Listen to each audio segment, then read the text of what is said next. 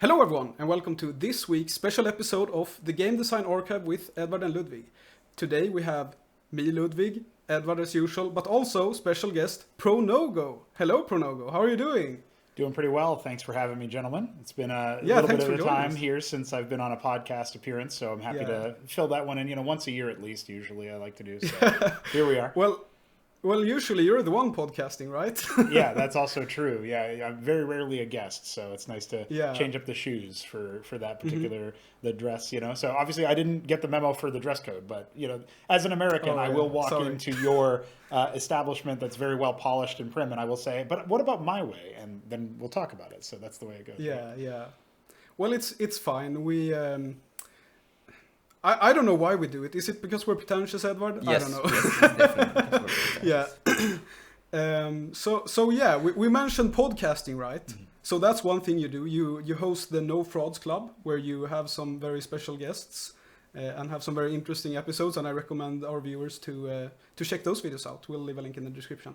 But then you also do some other stuff, right? Because you're mostly into like RTSs and competitive gaming in general, right? So why don't you tell us a bit about that? Yeah, so I'm a classic case of, just having a whole bunch of hobbies that now in some ways pay for the bills, which is very nice and I'm thankful for, but still is nonetheless very weird. So obviously you mentioned the podcasting stuff I do, and lately my focus has been a little bit further away from that, a little bit more towards focusing on making an RTS as a mod inside another game. So Starcraft 1 came out all the way back in '98. I was 4. And since then, I've decided apparently that's the game I'm going to stick around with for a long time. And so I built a game called Cosmonarchy as a mod within it. And there's some people on the internet who say, well, if it's a mod, it's not a game. But I think at this point, well, maybe that'll be a topic of conversation. But at this point, it feels like sometimes you get more out of mods than you do out of released games. And that's been my opinion for some time now. But the breadth of changes in Cosmonarchy as compared to StarCraft 1,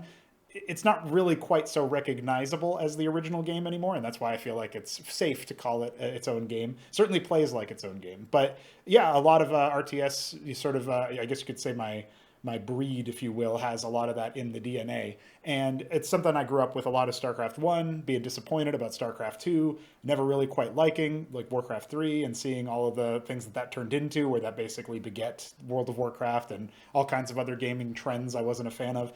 And so that's been the sort of background of my design work, directly actually working on design and not just pontificating about it. But I do like to do that too, and the podcasts are a big way for that. I know that we have a Counter-Strike fan here, and that isn't me. Yes. And so that's actually what I do sometimes as well, as I will still be casting Tier 2 and sometimes Tier 1 Counter-Strike from remote sort of setups. And so I've been doing that on and off for a few years now as well. But that keeps me clued into competitive gaming, esports as they're called, in a different way, where I get to see a more established scene than any RTS currently is. And I get to think, well, okay, what kind of lessons can I learn about, design, how Valve handles Counter-Strike's design, and through the years how it's changed. And I get to handle all of that stuff in my own head and think about it like, okay, here's how I can maybe, metabolize some of those lessons or thoughts or approaches and see what might work in a different space that's much quieter, that's much, just less saturated, I guess you could say, where RTS is kind of a bygone era now. So not very many people are paying attention to it in the same way. But Counter-Strike endures, just like StarCraft does in a way, where you still have StarCraft tournaments running. But, you got 100K views on those if you're lucky. When it comes to those mainstream tournaments of StarCraft 1, you get way more eyeballs on something like a Counter-Strike esports game, particularly at one of those premier matches. So I've definitely been a fan for a long time of both Counter-Strike and StarCraft, and I guess I'm still hanging in there somehow, still participating in those hobbies. So that's basically the background that you got for me. Yeah, that's awesome. That's very interesting. Like, because I feel like we discussed this when we had Spiders on, right? People seem to very much like to try a bunch of different games, but you're just sticking with you found your 2 games and you're just sticking with them, right? Yeah, that's super cool. Well, there's a way in which it's true. Like, people stick with their trends with what they already know. It's why I find it so funny that games will come out and try to be in the same way that people were trying to be a WoW killer or people were trying to be a Halo killer or whatever. There's games that come out and people stick with them for particular reasons that seem to be glossed over or disregarded by suits in, boardrooms or whatever, where they're just like, well, I think we know how to make a game. We just borrow the elements from this game here. And they miss the mark or they miss the point, in one way or another. And so, a lot of people, particularly in the modern era where everything is so oversaturated, you don't get a lot of people who, at the very least, if you get these kinds of people, they don't talk very much. They're more silent consumers. You don't get a lot of people who are leading thoughts or contributing to design discussions who are actively playing every game that comes out, all the games. I mean, who do you know that watches everything on Netflix? Not really that many people. They got way too much time on their hands and they're not using it in a productive way if they are doing that. And so typically they're not talking at the same time. They're not really participating in convos. They're just, consuming next product and then getting excited for next product. But the bottom line is that a lot of people are doing that kind of thing. A lot of people are sticking with what they know. And to an extent, that's actually been something I've seen with working on Cosmonarchy. A lot of people that are still playing Starcraft in this year, 2026, as we record. It is, it's sometimes a challenge to convince them that maybe something could be better or just more fun for a little while, so that they like to stick with what they know. And I guess I'm no exception to that. Yeah, I think that's actually a very interesting phenomenon with especially RTSs, and you also see this in fighting games a lot. It's like the community around these games is often seen as very conservative, right? It's like, oh yeah, you only want to play Starcraft, or you only want to play the old Super Smash Bros. Melee or whatever it's called. I don't know much about fighting games, sorry guys. But I feel like maybe you could give your thoughts on this as well, because I feel like a lot of the times it's not necessarily that they are conservative. It's more that all the new stuff is kind of bad, right? Yeah. And I think RTSs especially, if you look at modern RTSs, that's very clear, right? What do you think about that sort of thing?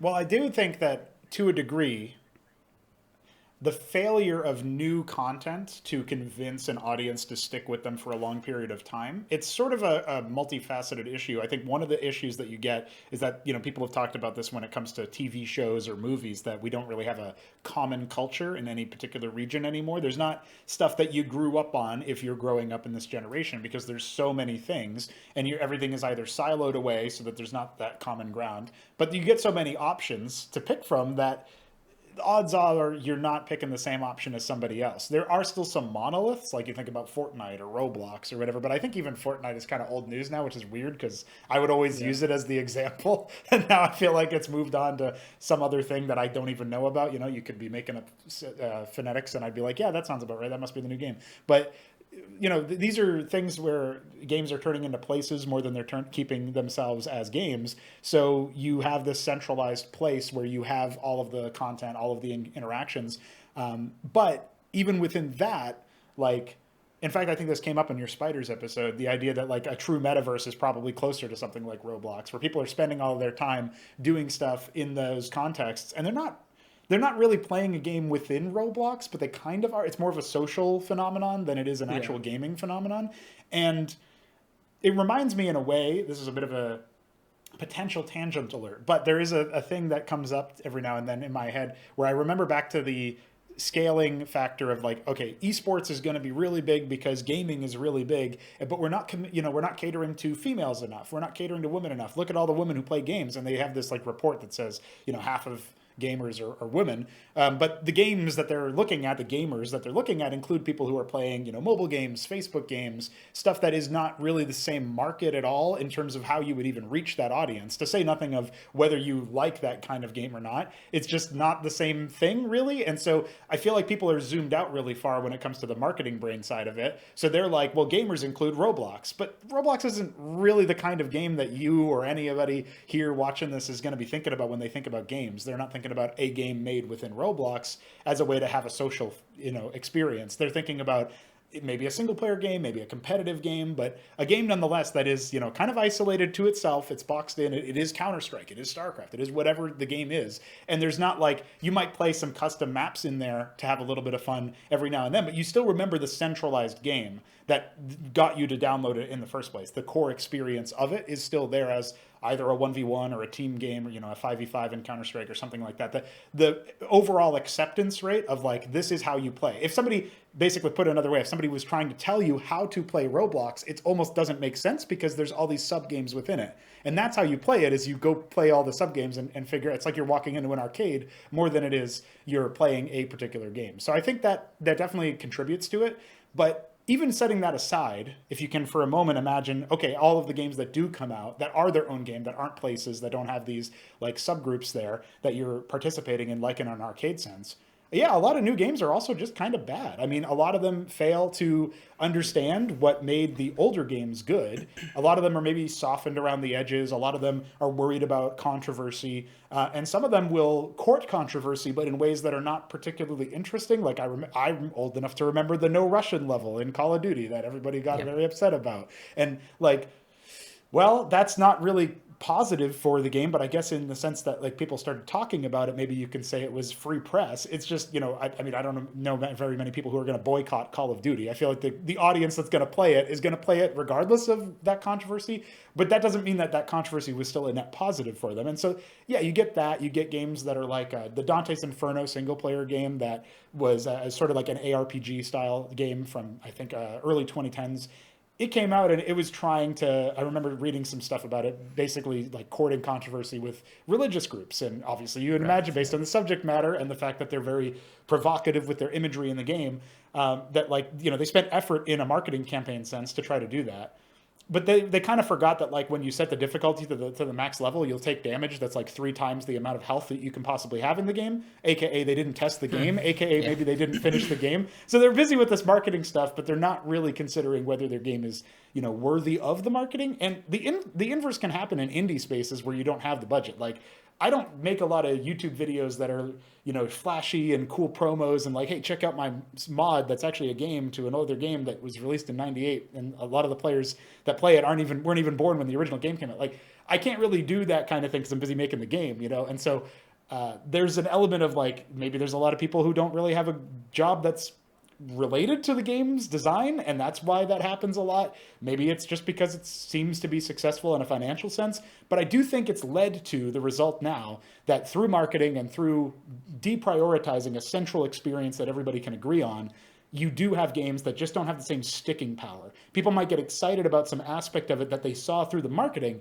but at the end of the day, when they experience it, or maybe they just choose not to experience it for whatever reason, but if they do opt into it, they don't last, they don't stick. And I think that's a failure of the overall design that has gone into this approach. It's not the game design, it's the product design, if you will, of how they focus on the marketing, and they don't really focus too much on making sure that the game itself is worthy of that. Maybe they're not even prioritizing the right things. Like, how many times have you guys maybe seen a movie trailer or a TV trailer for something that you already experienced, but then you go back and you look and they're emphasizing the complete wrong thing. If I saw this trailer, I might not have watched the movie, stuff like that. So stuff like that can happen too, where they're not even really paying attention to the right stuff. So there's a lot there in that answer, but I do think that a good component of it is you're struggling to find something of value there. How did we get to a point where all the new stuff is low grade? How did we get to a point where a lot of this new AAA space is sort of saturated with content that feels so sloppy? And even before the age of AI, you know, coming into the space to muddle it up further. Because in my estimation, this has been a problem going back to the mid 2000s, maybe early 2010s,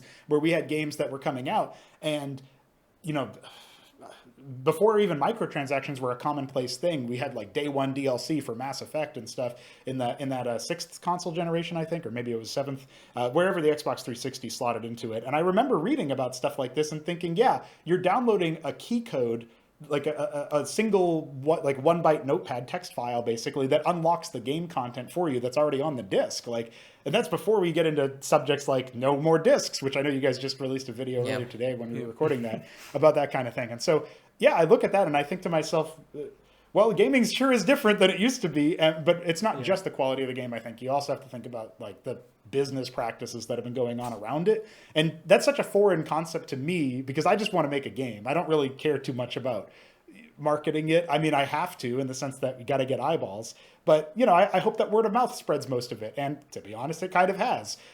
That's also why a lot of game developers these days, even in the AAA space, you think about Apex Legends, having that like cold launch where they mostly just targeted streamers. There's I guess it was like a dead launch, whatever the term is, where they didn't do any marketing, right? Yeah. And then I don't even remember the game now. What was it? Can you guys help me out? There was a game that was supposed to launch like that, but it was then at the end of like the Game Awards, it got like $1 million slot for free. Oh, High Guard. High Guard, yeah, that game. Yeah. Sorry, Oh, supposed to Shadow Drop that? Yeah, Shadow Drop. That's the they? word I'm looking Okay, I for. didn't They were know. supposed to. They were going to Shadow Drop it, Interesting. and then they ended up getting this spot for free by Jeff Keighley because he's like, I really like this game, and then that kind of killed everything because then they went dead silent again afterwards. So Yeah, it was it supposed probably to would be have done better if they Shadow Dropped it, actually. Yeah, I mean, that, it a lot was of people mess, saying but that. Yeah, a little bit better than it did, because it was like Yeah. everyone was prepared to kill that game immediately. Yeah. People had time to see the trailer and go like, no, I don't want to play this. I mean, the trailer itself was made in super short order, if you believe the devs. Like, Yeah. apparently they didn't have a it lot of had time to to be. consider it because it was just dropped in their lap that they had the opportunity. And I mean, to also a point, I'm pretty sure Highguard then had massive layoffs after the fact because they didn't get a sustainable product. But why are we designing a game where if it doesn't make a lot of money? Because they probably made some money. At the very least, they sold the product. They sold sales of the product. However degree to which that broke even or not. Obviously, I'm aware that game development costs are ballooning really massively, and they're getting more expensive every year, which is its own thing that I think games need to stop doing. They need to kind of cut back on the budgetary things for sure. But if your game has players, and I think it was like tens of thousands of players. I mean, can you check your privilege? Sorry, I don't mean to sound woke, but hello, how many game devs are in this, listening to this, thinking, I would like 1,000 players, please? Like, you guys can probably do something here that's sustainable. Maybe the business model really just didn't make sense, and that's why they shuttered. But the fact that that's the reality of the games ecosystem now, really? You're not going to be able to do anything about that? Like, you got 31,000 players on Steam or whatever it was, and you're going to shut down over that, and you're not even going to keep the servers up. Even from a game preservation standpoint, or a right to repair standpoint, right to own standpoint, this is all terrible. So I know there's so many topics in that answer, but I do think that the degree to which we got to this point does point to not just the quality of games, but maybe also the practices around it, all leading us in one direction. That is, people don't want the new stuff as much. Very rare to get genuinely excited about new things and then not have that hype deflated upon contact. Yeah, and also the thing you just mentioned, right, where they're killing the game immediately. It's obviously like making people very cautious about the new games. They're like, oh, this game doesn't have 30 million players. I guess I'm gonna stop playing it because they're gonna shut it down tomorrow because it's either everyone or no one, right? Yeah. And so then they lose all of it, right? Yeah, I feel like this is like especially affecting competitive games a lot. Yes. Because it seems like competitive games nowadays, they all go for the live service model. Like every single one. There's not a single developer that like releases a game and like this is the game and you play the game, right? It's like every one of them is trying to be like a live service thing. And it's really weird to me.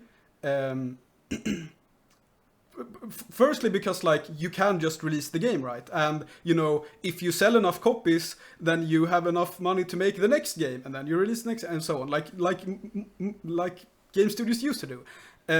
But then there's also the like, you know, as you just mentioned, like they aren't even really trying. They're like spending all their money until release, and then like when it doesn't recuperate its money in a week, they're like, oh fuck, we ran out of money, let's shut it down. Right. It's like, if you're going for this model, you know, you need a long term. I feel like they're being irresponsible with their money, basically. Yes, it's like, because if you look at a lot of these live service games, you know, Rainbow Six Siege, Fortnite, Apex Legends is actually not that, but like a lot of live service games, they were actually like failures when they started, right? Yeah. It's very common, and it's very interesting how no one looks at all these super successful competitive games that were total failures when they started and then grew into these massive like phenomenons, and they're like, no, we're not going to do that. We're going to bet it all on the launch, and when it flops, we shut down. Like it's very... Isn't there like a talk, like a Bungie, I think... Yeah, like Destiny talk? Where they talk about this specifically, like, no, like, what was it, like, you're supposed to make a train station, not a train or something like that. No, it's the opposite, right? It's a train, not a train station. I don't remember. I don't remember the analogy, but the point is that you should you should basically not make the game good.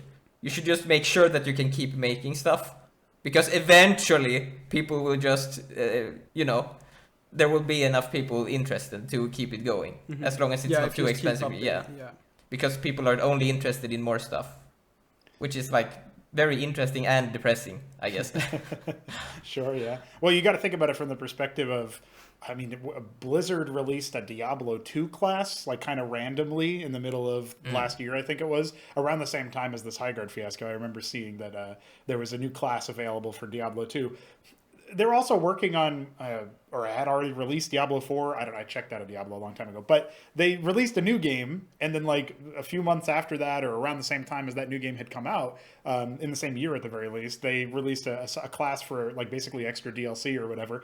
And it sold pretty well. I don't know how much time and effort went into a new class, but I guarantee you it's way less than it takes to make a whole game. And they were definitely able to sell copies of it to the point where I think that was another case of shadow dropping, which is why I'm grouping it in my head with the Highguard example, is that they didn't really particularly announce that they were doing it. It just appeared one day.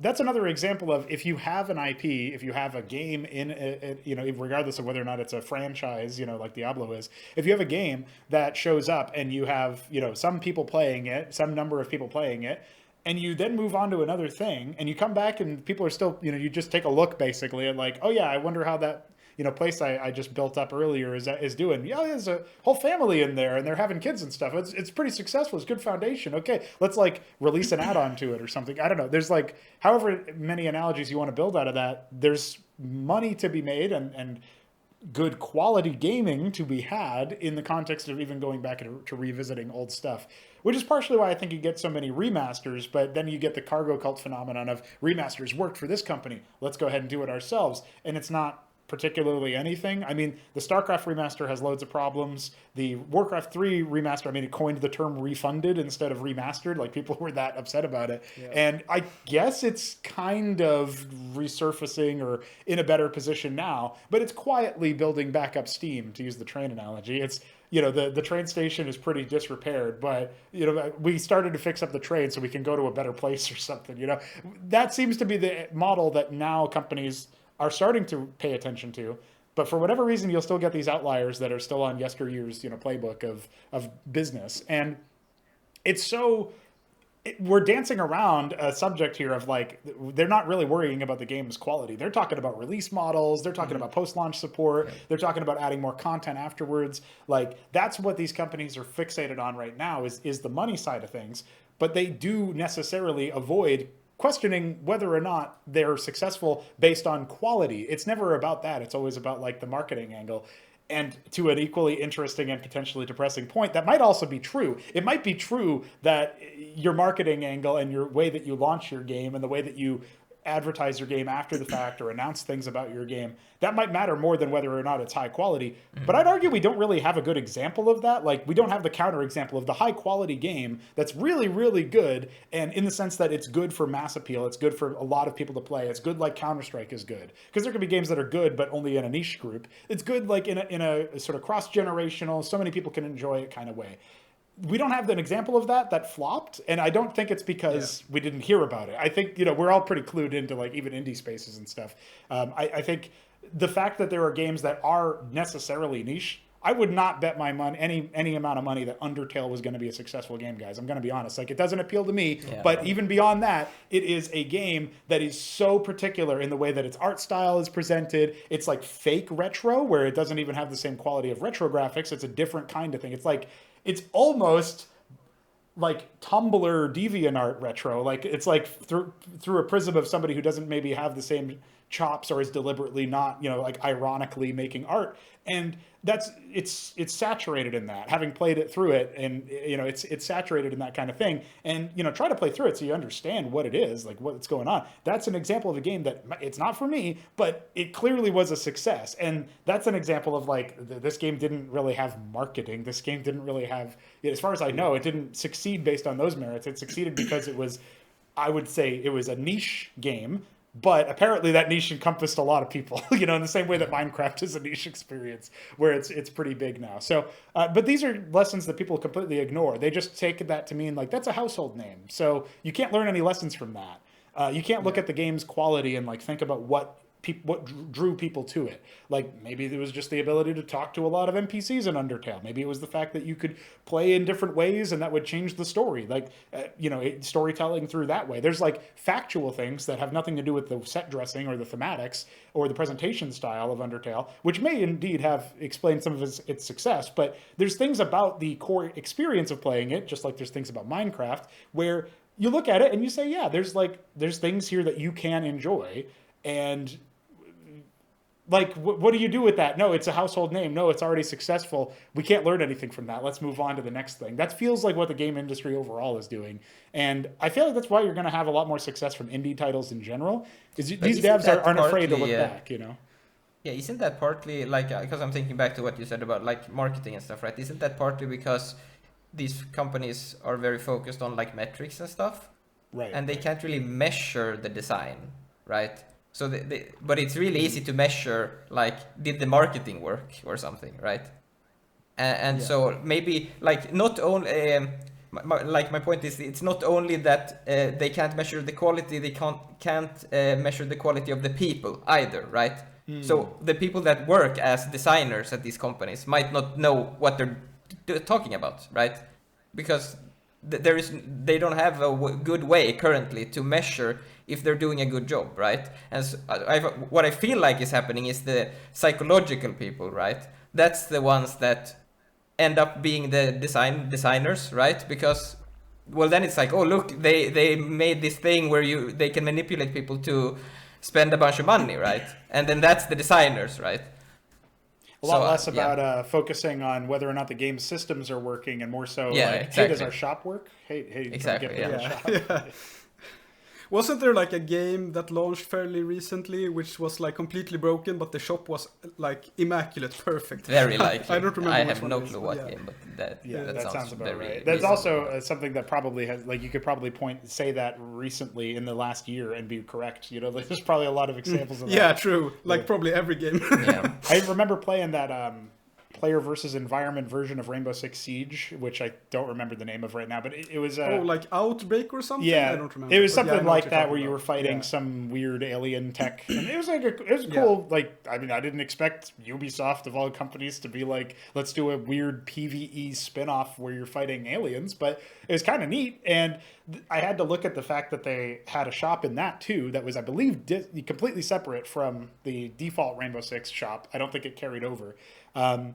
And this game had limited time stuff that had already expired in the front page of their shop. And it made me think to myself, like, well, if I was going to design something, I certainly wouldn't put the limited time stuff. But then I had to stop myself and say, I wouldn't put a shop in my game if I was designing it. Hold on, I've already started to bite the lure here. I started to be reeled in by this fishing hook. It's weirdly dystopian almost how quickly it has sunken in if you think about it. Like, it wasn't that long ago, as an old person, of course, as somebody who's 31, it wasn't that long ago that we were arguing over whether or not Mass Effect should have day one DLC. And now it's default expectation that you're going to have microtransactions in any game, be it single player, co-op, competitive.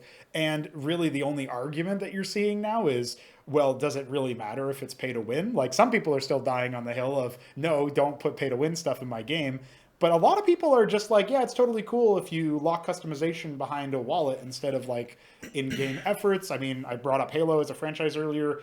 Halo 3 and Halo Reach had these like abilities to unlock stuff through entirely in-game achievements. Like, Reach was a little bit more similar to how microtransactions work, where you build up an in-game currency, but you couldn't buy it. It wasn't able for you to be purchased. It was something you earned through, winning matchmaking games or playing single-player challenges or whatever. And Halo 3 was just like specific events would unlock things for you. It wasn't a credits thing. Well, obviously, that's very different to how Halo Infinite works, or even like Halo 4 onward, where I believe it was Halo 4 that locked the color red behind like a $5 purchase. So like, that's how far we're going down the rabbit hole here. And while there was a big gap in time between, Halo, the Halos that we have now and the Halos of yesteryear, we are still talking about, at the end of it, it's like 10, 15 years or something, and now it's just so normalized that people don't bat an eye at that kind of thing. Yeah. Sad. Yeah, I think it's partly related to, what you said, Edward, that it's all like stats based. Like, obviously it's like money, of course. Money is one big reason, but it's like, the design is very, you know, psychology based and like statistic based, and like, can we manipulate the player into doing this? Can we manipulate the player into doing that? And so on and so on. And I feel like to take this like whole discussion back to RTSs, I find it very interesting to look at modern FPSs, no, RTSs.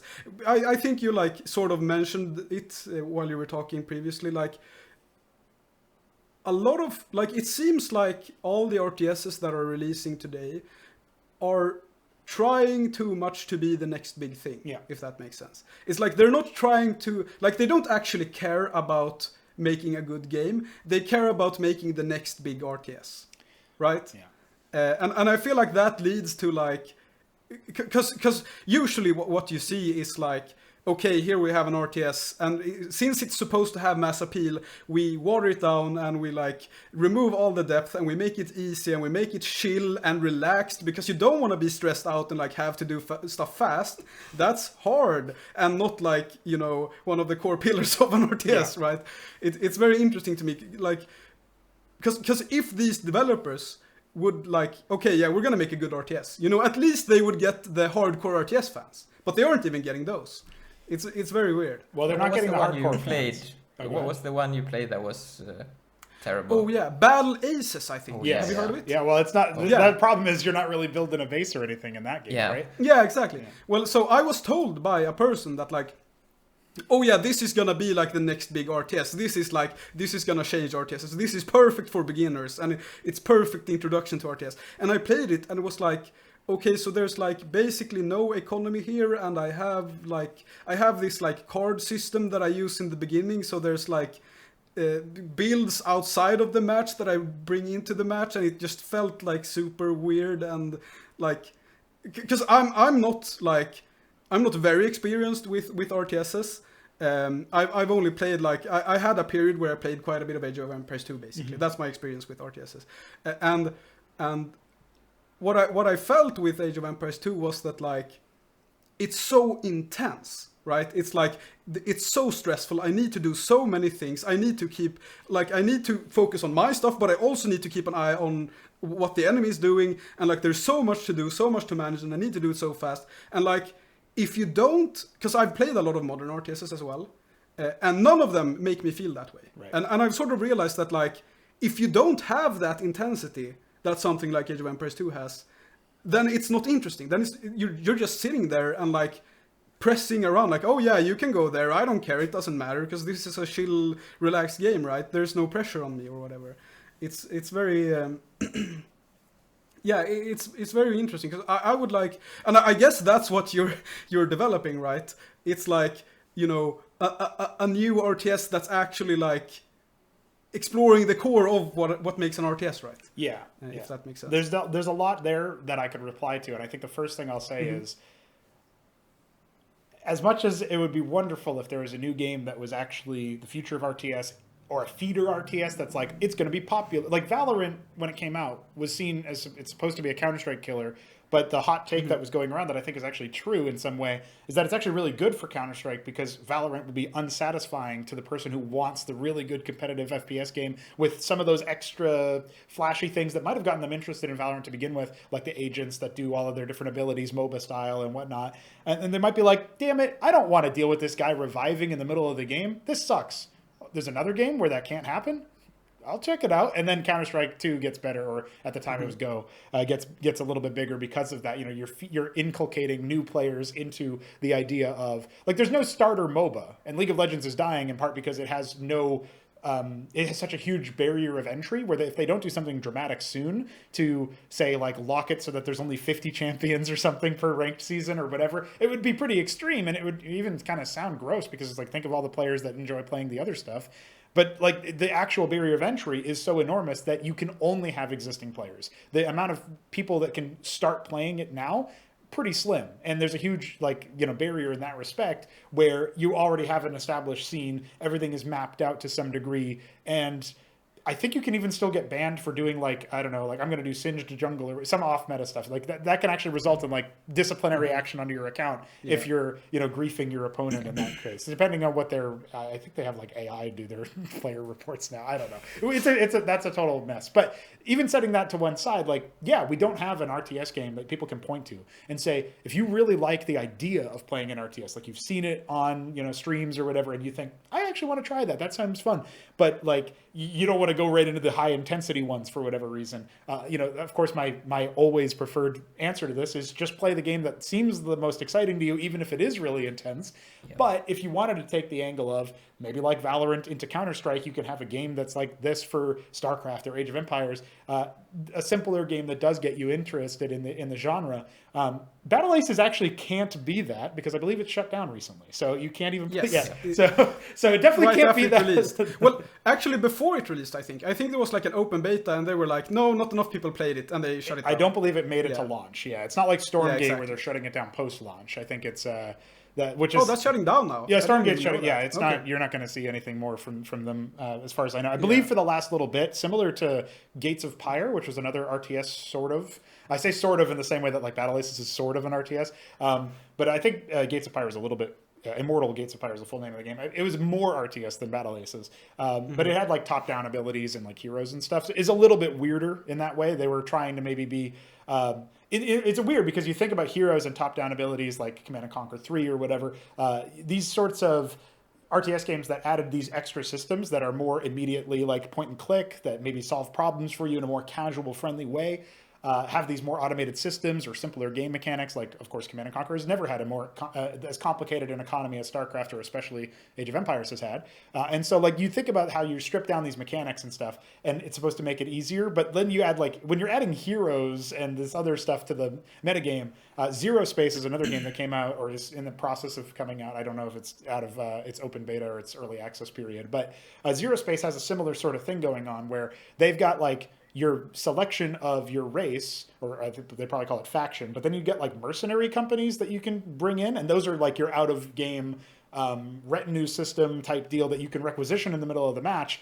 And I think to the same degree that you were bringing up earlier about the Battle Aces cards system, where you have a deck that you build outside of the game, that actually is way more complicated than people would give it credit for. That's way more convoluted and less intuitive than just being like, this race can do this thing. Therefore, when I fight against this race, I know they can do this thing. If it's a card system, I guess the solution would be finding the ability to read the opponent's deck in the loading screen and in the game in the middle of it. But like, that's so clunky compared to just knowing it through like playing enough games and understanding these units exist for this race or faction. Zero Space has the same kind of thing going on with their mercenaries. At the very least, I don't think it's mix and match in the same way. I don't think it's like a deck building thing. I think it's just that you select this stuff and you have it, but it's an extra system to learn. We have a game type that you can play as like this isn't the main game type, but it does enable factions, which add new, replace some units and add new units and stuff for each race. But that's specifically said is a game type. Some people have tried to play like tournaments on it and stuff, but it adds even more of a barrier of entry to the knowledge. It's not designed for the de facto, we shake hands, this is the competitive experience that we're trying to have here in Cosmonarchy. So it's not really the same thing at all, but that's why it's in a game type and not in like not the de facto game, not the one that we're all agreeing with is this is how we want to do it. So I think there's a big component to information burden, and I don't think you're going to get a game that comes out that somehow simplifies the experience enough to be interesting to the casual, because having an RTS that has like workers automatically mine, workers have contextual rally, so when you rally them to a resource site, they start mining automatically. You don't have to like manually task them like you do in StarCraft or in like the older Warcraft games. Workers, like a game with really involved supply mechanics, like Warcraft 3 has upkeep. Like there's all these things that different RTSs do, and it does morph the game experience so much that I don't really think you could have a game that's comparable in a control scheme sense. Like maybe your best bet is actually to play a MOBA or something, because at least then you get used to the control scheme of using a unit, moving it around in that way. And you kind of get the idea that like, well, different heroes can do different things just like different units can do different things. And so that could maybe teach you some high level concepts. But I think if you're already going to play an RTS game, you probably want to start with an intense one. And yeah, Cosmonarchy definitely is fixated on the idea of higher scale combat, but earning it. Like I think about Total Annihilation and games like that. I'm trying to think of, there was a couple of games that were coming out semi-recently that were higher scale in theory, but they have that problem in my estimation where you zoom out and everything becomes like a triangle or a square, and you don't have the unit personality anymore. You don't have like the thematics of feeling like you're looking at a big army fighting. You're looking at a tac map, and that's a different thematic. That's like for spreadsheet gamers, you know, and I'm not down speaking to them. I'm saying that's just for you guys. That's not for me. I don't like the I'm not really an EVE Online guy. I'm not really a Total Annihilation zoom out until everything's a triangle guy. I like my units to have personality. I like for them to, shout out little lines when they do a cool move in the game, and I like to hear them die as well. I'm a sick fuck, so what can I say? But at the end of the day, you look at the experience of seeing a battle like that, it's very different than seeing a bunch of triangles shooting projectiles on a tac map. And there's not a lot of games that have high scale combat, but actually you have to earn it. Like even thinking about before StarCraft 2's latest balance patch that they're still testing, I believe, they had this 12 worker start that they initiated ever since the last expansion pack came out. And this made it so that you would expand usually at like 50 seconds. It's way too early in 50 seconds in order to actually start harassing that, in order to start, dispelling that. And so it became really clear to most players that I'm supposed to take multiple bases. I felt like that made it so that you don't earn the multi-base gameplay.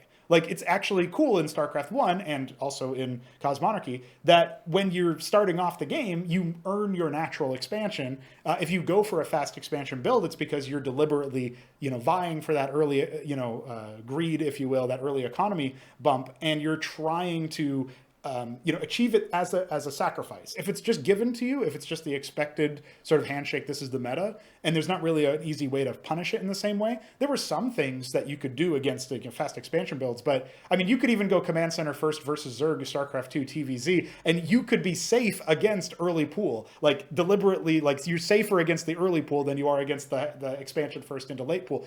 That to me is like backwards in my head. I'm thinking, I don't like rock, paper, scissors type gameplay where, I did this and then my enemy did that. Well, that's just a free loss or win. That's not interesting to me. But you kind of have to pay that cost to some degree if you want to have build orders mean something. And I don't think they meant as much in something like StarCraft 2 as compared to StarCraft 1, as compared to other RTS games that you would see. And the intensity that you get from knowing that your decisions matter, from knowing that nothing is just given to you for free, but you must earn it, and for being able to recognize when somebody is making a decision that maybe they're going to pull back and turtle for a little bit on two bases, they're probably going to tech rush, they're probably going to do something a little bit cheeky like that.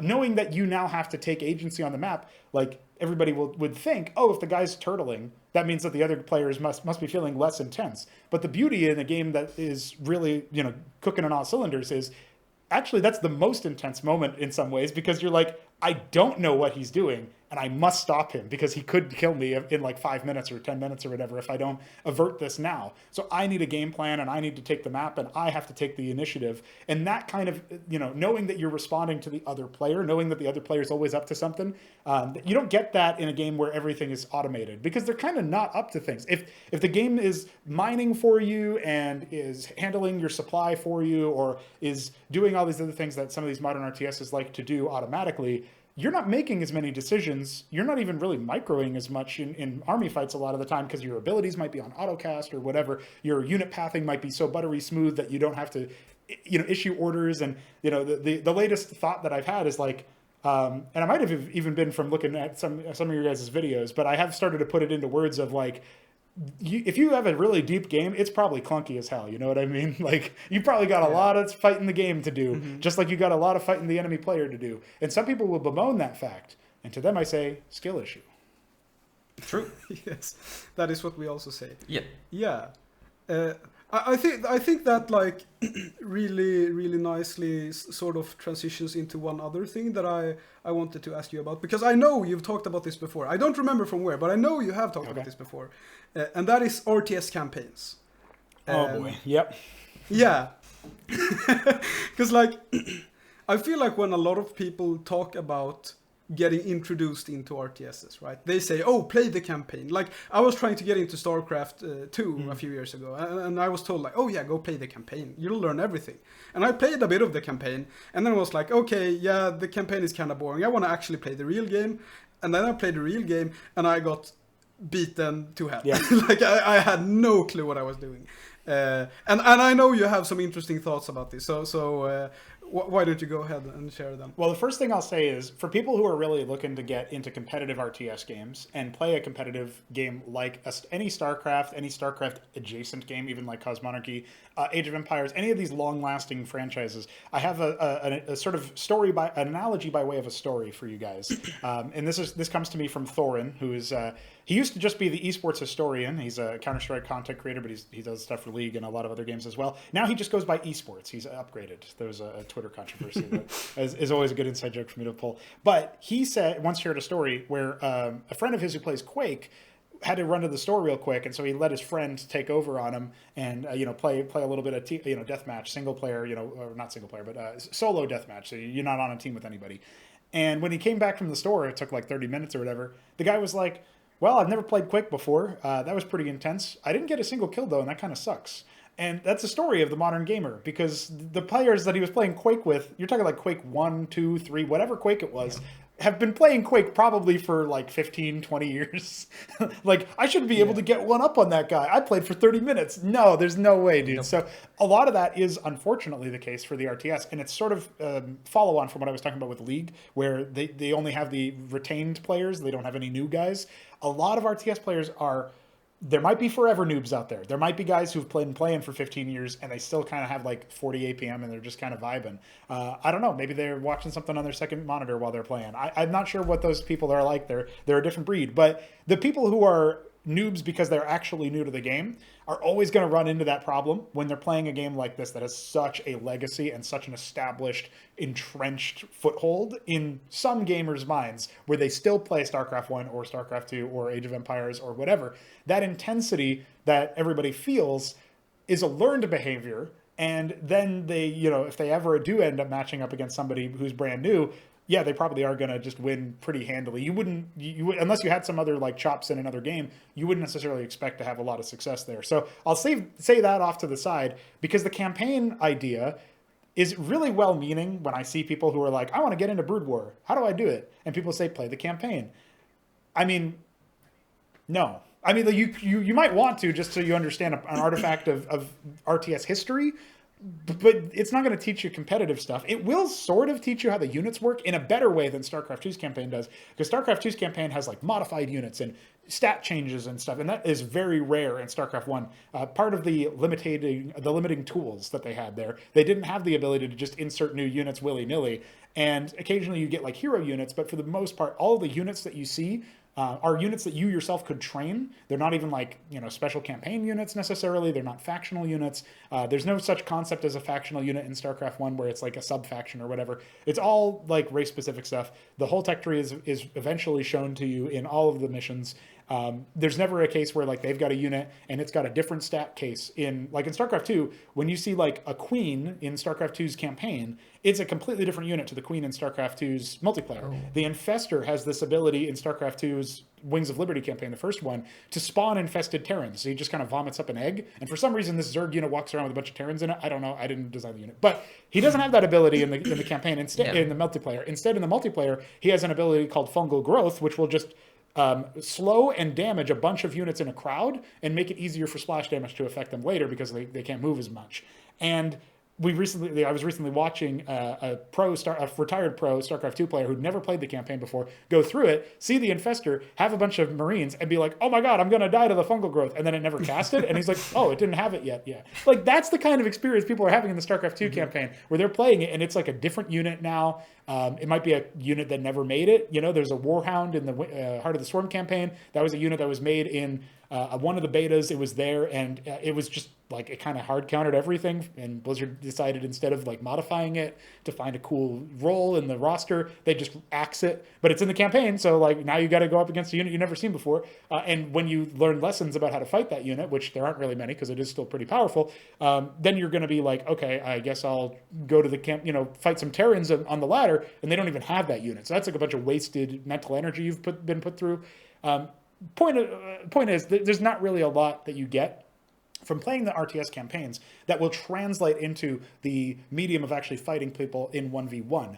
And I think there's a component to this that to a degree, I wonder if maybe you should even worry too much about that. Like as a designer for RTS campaigns, when I'm working on stuff for Cosmonarchy, like oftentimes the AI starts off on the same footing as you. They've got the same amount of resources and the same positional advantages. Maybe we'll go on one side or another. If it's like a 2v1, like you got an ally and the enemy's all by themselves, then yeah, they're probably going to start off with a little bit more stuff, like as an anti-cheesing measure, or making it so that if you try to speedrun something, it's earned as opposed to just given freely. But the AI has to build up from humble beginnings, and they have to, take command of areas, and they'll have different personalities depending on the in-universe character that's controlling them. But overall, you're talking about an experience that is still similar enough to the idea of like 1v1ing a dude. It might be a 2v2 instead. It might be a free-for-all instead. But you're still playing the game against a person who is trying to win, even if they're a fake person being piloted by an AI script.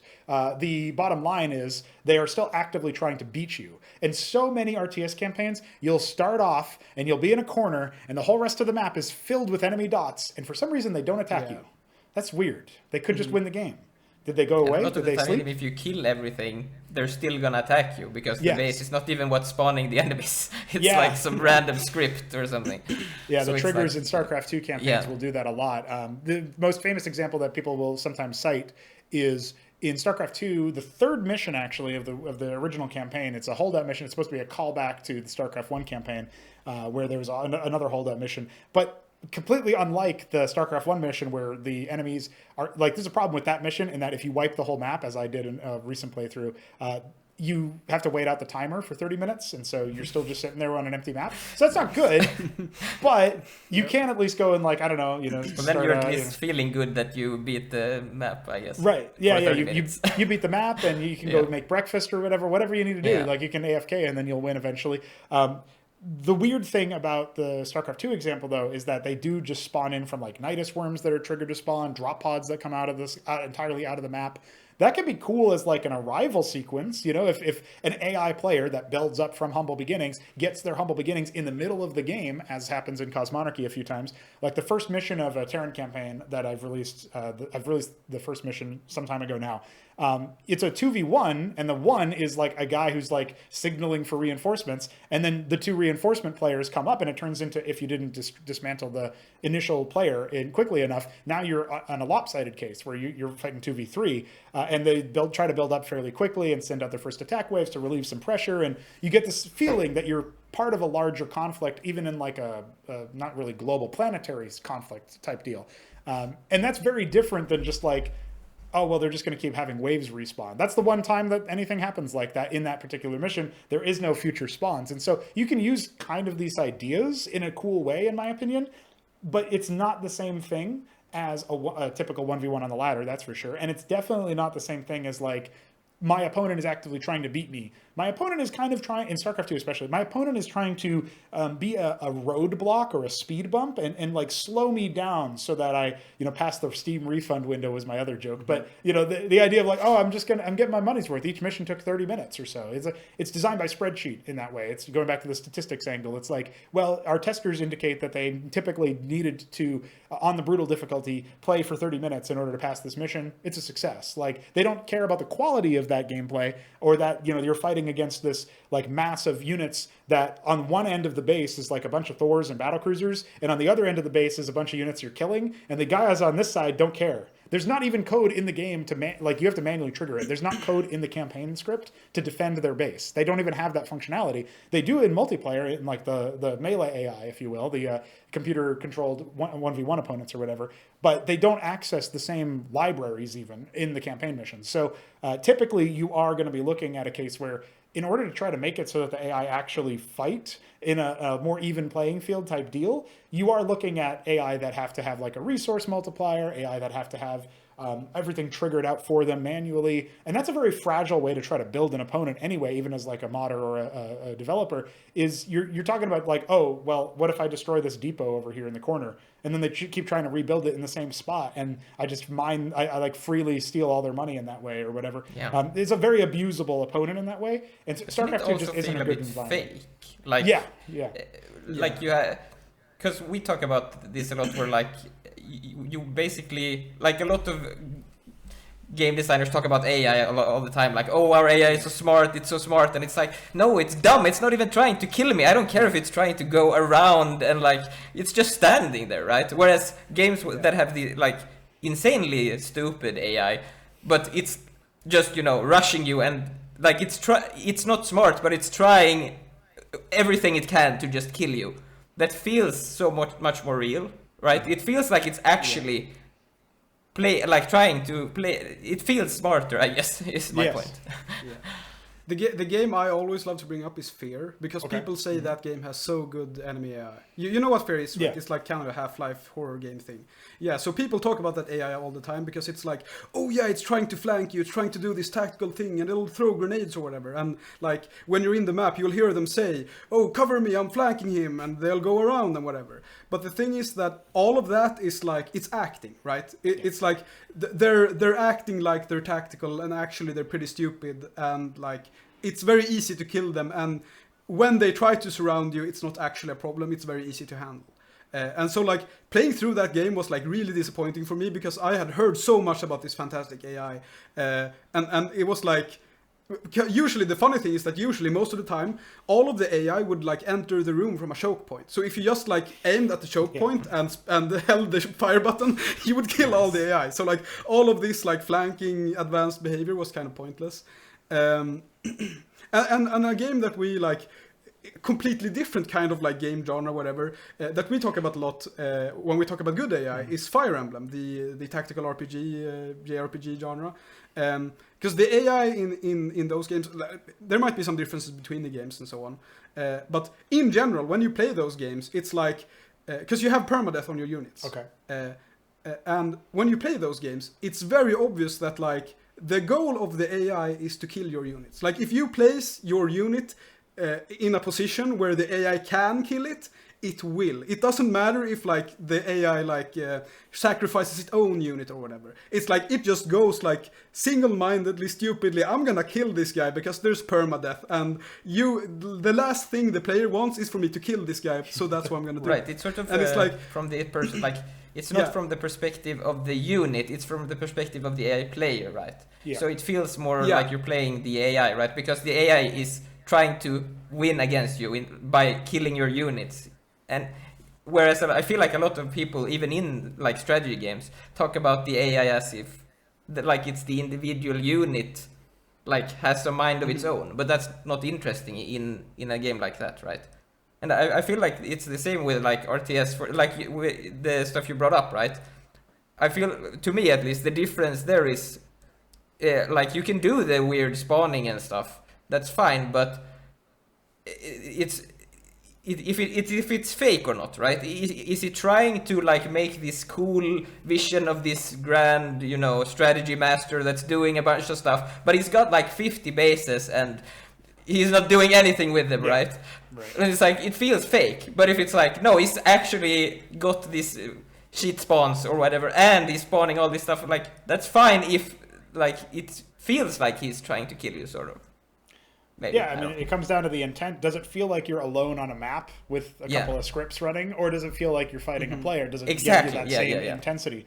To a degree, I think, you know, people talk a lot about RTS campaigns in the sense of they're poor warm-ups for multiplayer. And there's an argument to be made whether they even should be. But in a sense of intensity training, I think it's a good way to think about it. Like, if the campaign is teaching you to respect your opponent in a sense that they could attack you with a certain timing. Like, one thing that I have decided to do with like early levels of a lot of campaigns, if they're meant to be a little bit more warm-up oriented, you know, maybe a little bit lower difficulty, is I don't necessarily, you know, change what the AI has capabilities for. I don't have like a tuner that changes how often they can stutter step their units or anything like that. There's no micro like APM in, lock or a cap that you can try to put on. We don't have intentions of adding anything like that. But what you'll see sometimes is the same build order will be hit, and so the same timing will be hit, and so there's a predictability to that. You can learn what the opponent is doing, and you can basically have like, okay, I lost my first couple attempts. I mean, our tutorials are frequently cited as being too hard, and that's because they are not really teaching you how to win the tutorial. They're teaching you how to play the game and like learn from your mistakes. So they're kind of intended to defeat players of a lower skill level. And then, you know, in a way, you can even say, like, it's hard to maybe know this because our community isn't huge yet, but the idea of like a player coming in with a lot of chops from RTS background behind this, and then being able to first try the tutorial, but it taking a lot of effort. If they, as long as they don't think of that as like, oh man, I'm so bad at this game, I almost lost the tutorial. There's like an ocean of people behind them that are like, I did lose the tutorial. You know what I mean? Like first time, you know, what are you talking about? And that kind of thing is because we're trying to teach lessons that last outside of the one map, or even the concept of fighting against an AI controlled opponent. And one of the things that I think you can do a lot as a designer when it comes to RTS stuff is you can make it so that there is that intensity captured by the opponent, by, you know, forcing a response, by forcing the respect that is necessary to, you know, change your decision making. And in the early levels, you can have it be that you learn that it's a learned behavior. I know he's going to attack me. Maybe the angle of his attack changes. That happens even in our tutorials. But the timing of it, you can always pretty much expect it. And there's also like terrain features that are designed to make it so that it's pretty easy for you to defend that. And then there's like the other angle is if you lose in 3 minutes, it's a lot easier than losing in 20 minutes because I can lose in 3 minutes so many times, you know, and learn really quickly each time I made a mistake. Losing in the early game is just, it's better actually for your learning. When you go into the mid game and you're in the higher tiers of tech and stuff, it's a completely different story because then you might not really know what you even did wrong or what even went wrong because you don't know those units yet or whatever. So definitely a component to keep in mind there is how learnable is the mission. And there was a time where I didn't want my missions to be learnable because as a younger designer, I viewed that as almost like a puzzle solution, like do the developer approved solution to finish the map. And that is a problem in a lot of RTS missions. But I think as long as they're abiding by these fundamentals of the enemy is building up a base and sending an army and developing their tech and expanding their economy and engaging with these fundamentals, they're playing the game and you have to play the game too in order to win. As long as that's happening, I think having there be stronger or weaker strategies, and again, as long as it's not the one strategy, you can only do it the way I said it, because that feels fake too in a different kind of way. That feels fake as like the designers in the room with you telling you what to do. That's not as enjoyable to me as like, okay, I can try to navigate this in many different ways, and some of them are just going to be stronger than others. That already happens in 1v1. There's build orders that are going to be more meta or not. There's build orders that are going to give you more success or not, unit compositions, etc. So keeping that in mind too, and thinking about it from the perspective of the player coming in and trying to learn it. And then in those later missions or in a harder campaign, you can have the build orders do the opposite. There's like a really evil one that I'm still working on where the first mission of a campaign that is intended to be more veteran level has the AI like rush you the first time you play it. And then I use bank data to log that you played it once, and if you die, he then greeds like a madman, and he takes like 3 bases and then overwhelms you at like 10 minutes instead of 3 or whatever. And so you're like, I'm gonna get him. I got his rush this time, and then he's like, the rush never comes, and then you like tepidly try to move around or whatever, and then you just get overwhelmed. And then the third time is it just kind of goes to like a more middle of the road build that's a bit more safe but also still effective, and that's probably going to be. I'm probably going to get a number of angry emails about that one, but I like that. I think that's good. It teaches you to scout. That's what I'm trying to teach players is like, you got to see what your opponent is actually doing. And then, you know, after the first 3 cycles, it's just going to randomize between them, or, you know, maybe there will be some other reason to go for one over the other. But that's like the idea that I have, is that you can actually scale the difficulty, not through changing how many units spawn or changing the damage that units do or whatever. Like the brutal difficulty in Starcraft 2 does a lot of really messed up things that also frustrate how learnable anything is, your sense of how the game even works and how the units function, because they hand the AI a lot of free upgrades and they hand the AI a lot of free units and stuff, and so it doesn't really feel like you're learning anything worthwhile there. Instead of doing any of that, you just look at it from the perspective of how learnable is the mission. How many times do I need to lose to a particular strategy in order to metabolize it and come up with a counter? You know, come up with something that can at least put me on a more even ground, because what I have been doing hasn't been working. That's the kind of mindset I want to gestate within the player. And if I can do that through the AI actually being an active participant in the map, instead of them being whatever the StarCraft 2 AI is, whatever the campaign AI typically is, not to only pick on StarCraft 2 because it is a common problem in a lot of RTS campaigns, I think that's a way to not just make it so that the RTS campaign provides a learning ground, a proving ground for players, where it actually means something if you completed the campaign. Also making it so that the experience is just good in and of itself. Because if it's a good experience, but it doesn't prepare you for the multiplayer, I'm okay with that. I think like the multiplayer is forever. It evolves over time. There's going to be things that I don't even ever consider as like a potential thing that could be meta at the time that I make a 1v1 mission or a campaign mission. And at that point, I'm just like, yeah, cool. That's honestly pretty neat. I didn't think that was going to happen. This mission will not prepare you for that. That's okay though. Have fun. So that's sort of the approach that I'm taking right now, at least. Yeah. Yeah, I had this really funny thought that now that I think about it, sounds kind of ridiculous while you were talking. But it's like, I feel like a lot of RTS campaigns suffer from ludonarrative dissonance. Okay. If that makes sense. Yeah. Right? Because like, while you were talking, I was thinking like, you're very focused on like the gameplay, right? It's like, oh yeah, I want to teach the player these things. You know, oh, first he early game rushes and then he does the other thing. And you know, that's like applicable in real life because you're not going to meet the same player all the time. And even the same player is going to try different strats and so on and so on. But I feel like a lot of RTSs focus too much on the story, if that makes sense. They're like, oh yeah, you're this epic, I don't know what the guy in Starcraft 2 is called, this epic guy who's the Terran commander and you're saving the world or whatever. And it's not actually focused on the gameplay, if that makes sense. So it sounds kind of ridiculous, as I said, like ludonarrative dissonance in an RTS, what the fuck do you mean, right? But it's like, actually it kind of makes sense because they're focusing on the story over like to the detriment of the gameplay, basically is what I mean. Because like in the story, this like idea of building a base and like collecting resources and scouting and whatever doesn't actually make sense because they wrote the story to be this like epic scripted battle or whatever. So it's like the campaign ends up suffering from ludonarrative dissonance because like, yeah, you're not actually doing any of the base building, resource gathering, scouting stuff because that's not what the story wants you to do.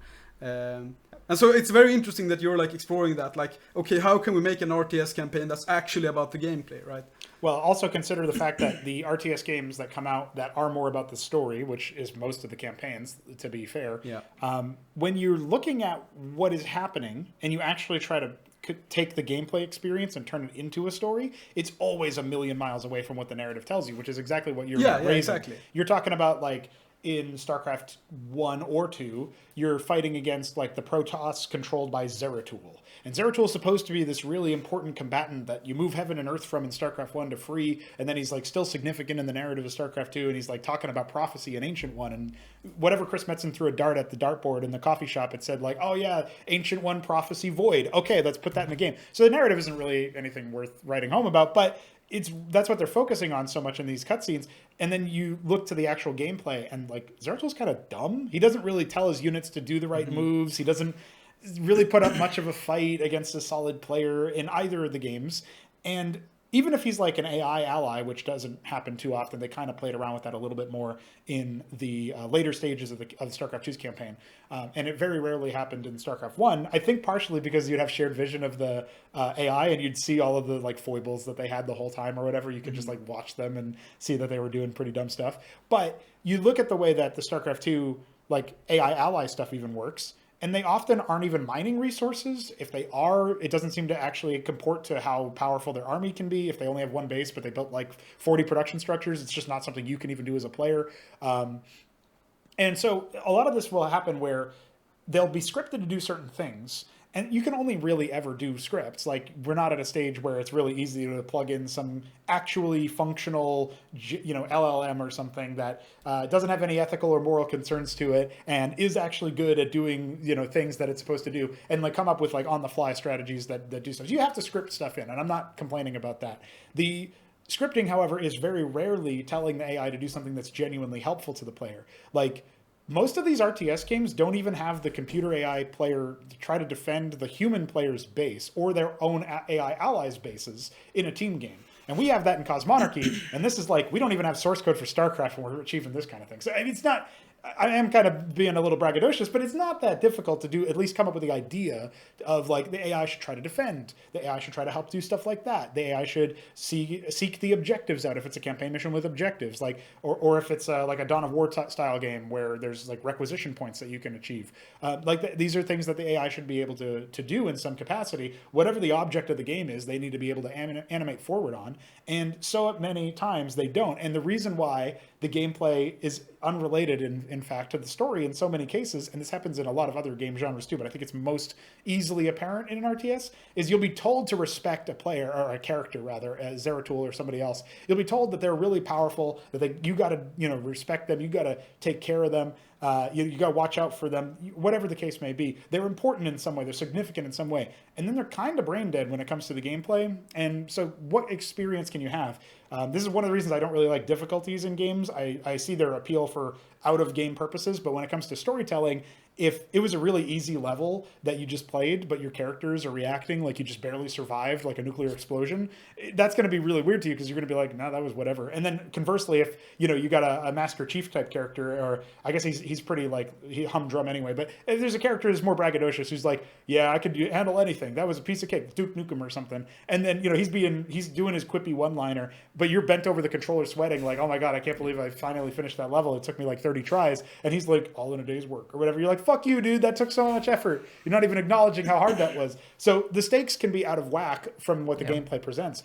Gameplay is a vector for storytelling, and so many games, so many genres, so many designers seem to avoid that and instead just say, we got to like pause the game and show you a cutscene so that you can have the experience of our story. Okay, but do I get that experience through gameplay? Hello? That they are trying a bit, right? Because, I mean, so in a bad way, right? Not in a good way. So like, for example, RPGs or something, right?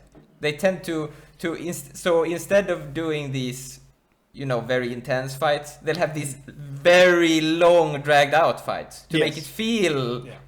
Because in a way it gets more intense because you like wasted an hour on one fight, right? But and maybe that's partly why that kind of game is more common these days. I haven't really thought about that before, right? That bloated fights or like. Mm-hmm. Because if you look at a lot of old like stuff, big set pieces and stuff, really old stuff, like I don't know, arcade games or whatever, like the fights are usually super quick. They don't take that long, right? But they're intense, super intense, and maybe there's something to that. Like I haven't thought about that before. Happens a lot in shoot 'em ups as well, where you're looking at a boss battle. That if there even is a boss bar, and it's not just like diegetic, the model or sprite changes visually to indicate damage. It's a lot of like, okay, well, this boss battle took 10 seconds or whatever. Yes. Like it doesn't. It's not this case where you have to have this really prolonged engagement. I mean, it goes back to the RTS example of grinding through a base that's just got a lot of pre-play stuff in it and doesn't really. It wasn't dynamically earned. The enemy didn't make the units with money that they harvested out of the resource nodes on the ground that they expanded to and teched up to, and all that stuff. They don't get the credit for that. It was just handed to them in the map editor or triggered to spawn in or whatever. And so when you're dealing with that, that's kind of the RTS example of like unearned, unwarranted grind of like, spending a lot of time getting through this level. And then, maybe if the spawn waves are also through, if the attack waves are through spawns and they come in from different angles of the map that you're not even aware of because this is the first time they spawned in there, and then you lose after getting halfway through the mission, you're going to be like, well, I guess I shouldn't attack the enemy base. And this is another thing about campaigns is that they'll be like, there was a Warcraft 3 AI script that for the final mission of the whole game in the Frozen Throne expansion. And there's just a comment from one of the designers that wrote, this base is not meant to be attacked. So it has uber defense. It's like, okay, well, I mean, you're just putting it there in the design documentation that you made a base in an RTS game and the base is not meant to be attacked. Yeah. There's something kind of wrong with your design philosophy then. A base in an RTS is exactly where you would want to attack. It contains production structures, supply structures, resource structures. It contains the ability to produce units. It contains the ability to, have threats if there's like artillery structures or something that you can make or whatever. Like you would want to be able to attack into any base that you see. The only question is, can you do it with the resources at your disposal, with the tools that you have available, with the composition you built? How do you want to approach it? And so if a base is designed to not be attacked, I mean, they went a level up in StarCraft 2, where they weren't just leaving it in comments of AI scripts. They were talking about dialogue events that say, Horner in Wings of Liberty. He's like, Commander Raynor, you shouldn't attack that base. They have a lot of stuff in that base. Nice. You don't want to attack them. Yeah, that remember, your main objective is not the enemy base. In fact, a lot of the main objectives were not to attack an enemy base. It was a lot of, there's bases off to the side, you ignore them, and they're not really where the attack waves come from. They come from spawns that appear in the base. Yeah. So this is the kind of stuff that you got to look at and be like, oh, this is all fugazi. You're all like making an act up, and you're not actually designing a game around it and an opponent for me to play in the game. And that's the kind of thing. Like, I think it's conceivably possible, maybe not with the actual technicals, because StarCraft 2's engine is really bad, but it's probably possible, I would say, definitely possible, to, if you didn't have the technical constraints of like large-scale conflict always running on a slideshow pace, you could probably make a compelling RTS mission with the tools and ingredients there. You wouldn't need to even mod the tech trees to change the units. You could just have the melee gameplay and then build a cool, compelling scenario around it, and then discuss what story seems to be emerging from that, and then decide to put characters and personalities there, and like change up how the AI work as a result of that. There's ways that you could approach any particular sandbox, any particular game. It's not even a matter of game design. It's more of a matter of like enemy design. This is what you'd call like unit design or whatever, in a context of like an ARPG or something, where you're talking about individual monsters that the player faces. Like, you can make interesting compositions, and you can compose a cool mission out of pretty much any part that you have lying around. The problem is that's not where the money goes. It goes towards this weird narrative. Like, I'm not against the idea that there's going to be a narrative director for a video game, but I will say, when there's so much wrong with a lot of design, you might want like design director or designer a little bit more. You might want to like prioritize that. And yet these narrative directors are oftentimes feeling like everything that they're trying to do is like a worse version of a movie. Like, maybe they wanted to be a movie writer, but they couldn't, so they went to games. I don't know their backstory, but that's kind of what it feels like, is that they're maybe flunking out a little bit from the film school style of things. They didn't make it as a script writer in that response, so they're going to apply similar tendencies to a different medium where interactivity is the key storyteller, in my opinion. Yep. Yeah. That's actually a really funny point that you bring up, because like, that's something that I hear a lot of people say, like, oh, it's very clear that these, like, not just for RTSs, but for many video games, it's like, okay, these writers actually want to make movies, but they couldn't get a job in the movie industry, so they write games instead, right? And it's so funny now, because nowadays you see video game writers, they go on to like make the Netflix adaptation of the video game. So it's like, okay, they weren't actually interested in making the video game. Now they're making, like, wasn't the writer from The Last of Us, he's also writing the like TV show for The Last of Us, I think. Well, that sounds about right. Yeah, he was certainly involved because they had him confirm whether or not to stick with the more controversial narrative decisions that were made, like killing a beloved character in the first frame of the second game or whatever. So yeah, stuff like that is. I think that's fairly common. Like The Last of Us, anybody could have looked at and said that you wanted this to be a movie. You know what I mean? True. Yeah. Yeah, but it's like, people have been saying that for so long. It's like they want to be movie writers. And now they are. It's like we've gone full circle. Yeah. But there was one other thing about RTS campaigns that I wanted to point out, which I think as always, you like skirt around a lot of things when you talk. So you've already mentioned this a little bit, right? Which is that, like, they're not really trying to kill the player. Yes. And so one thing that I find when I play RTS campaigns, which I don't do very often, to be honest, because I find them boring a lot of the time, is that when I fail, the enemy never capitalizes on that. Like, if I attack the base and all my units die, I'm basically being punished by tedium, right? Because what ends up happening is like, okay, my attack failed. Now I go back and like do the mission from the start again. Like I build all the units and I wait for them to build, and like I'm doing all this, and then I can go try attack the base again, right? So it's like the games are punishing me with tedium, right? Because what should happen when I attack the base and all my units die is the enemy should like counterattack and kill me, but they don't. It's like, it's very very weird. Well, the other thing that you could imagine in that situation is in a lot of these RTS campaigns, you attack a base that you had a transmission say, don't attack this base, it's not worth it, and you do it anyway, you lose all your units. I mean, you're deliberately at that point almost like opting into a fail state of the game. But how many times have you then been able to go back to your base and be like, oh, I'll just make a new army? It's like, there's not really any pressure. That's actually a rare moment you can get intensity out of, is like the next spawned in wave is going to hit as my army died. Oh no, what do I do? But it's so like, you're already so many layers deep into a facade that it doesn't feel the same way. And oftentimes you can just kind of bounce back out of it anyway, because the pressure isn't always there. I mean, a lot of the times they're attacking outer lying bases, or they're prioritizing targets that are just closer to them, and that can be fine if that's a real enemy player that's actually trying to win. But if they're just spawning in these waves, it's not always the best move. So I find a lot of the times the lack of intensity comes from a lack of trying to kill the player. I think that weirdly, Dark Souls, Demon Souls, those kinds of games started to show people, at least in the ARPG business, you know, and in you know, games that have a little bit more intact set of developers, genres that have more of developers in them than RTS do, that there's a hunger for actual challenge, even if that challenge isn't particularly fair, or even if the challenge presents through clunkiness, which a lot of people would say, like, well, Dark Souls, you're like, there's clunky or at least thematically unsatisfying solutions to things. Like if you roll everywhere is like a common meme or whatever. Like these different strategies for different installments in the franchise. But there's ways to think about it from the perspective of, well, you're still trying to avoid somebody killing you.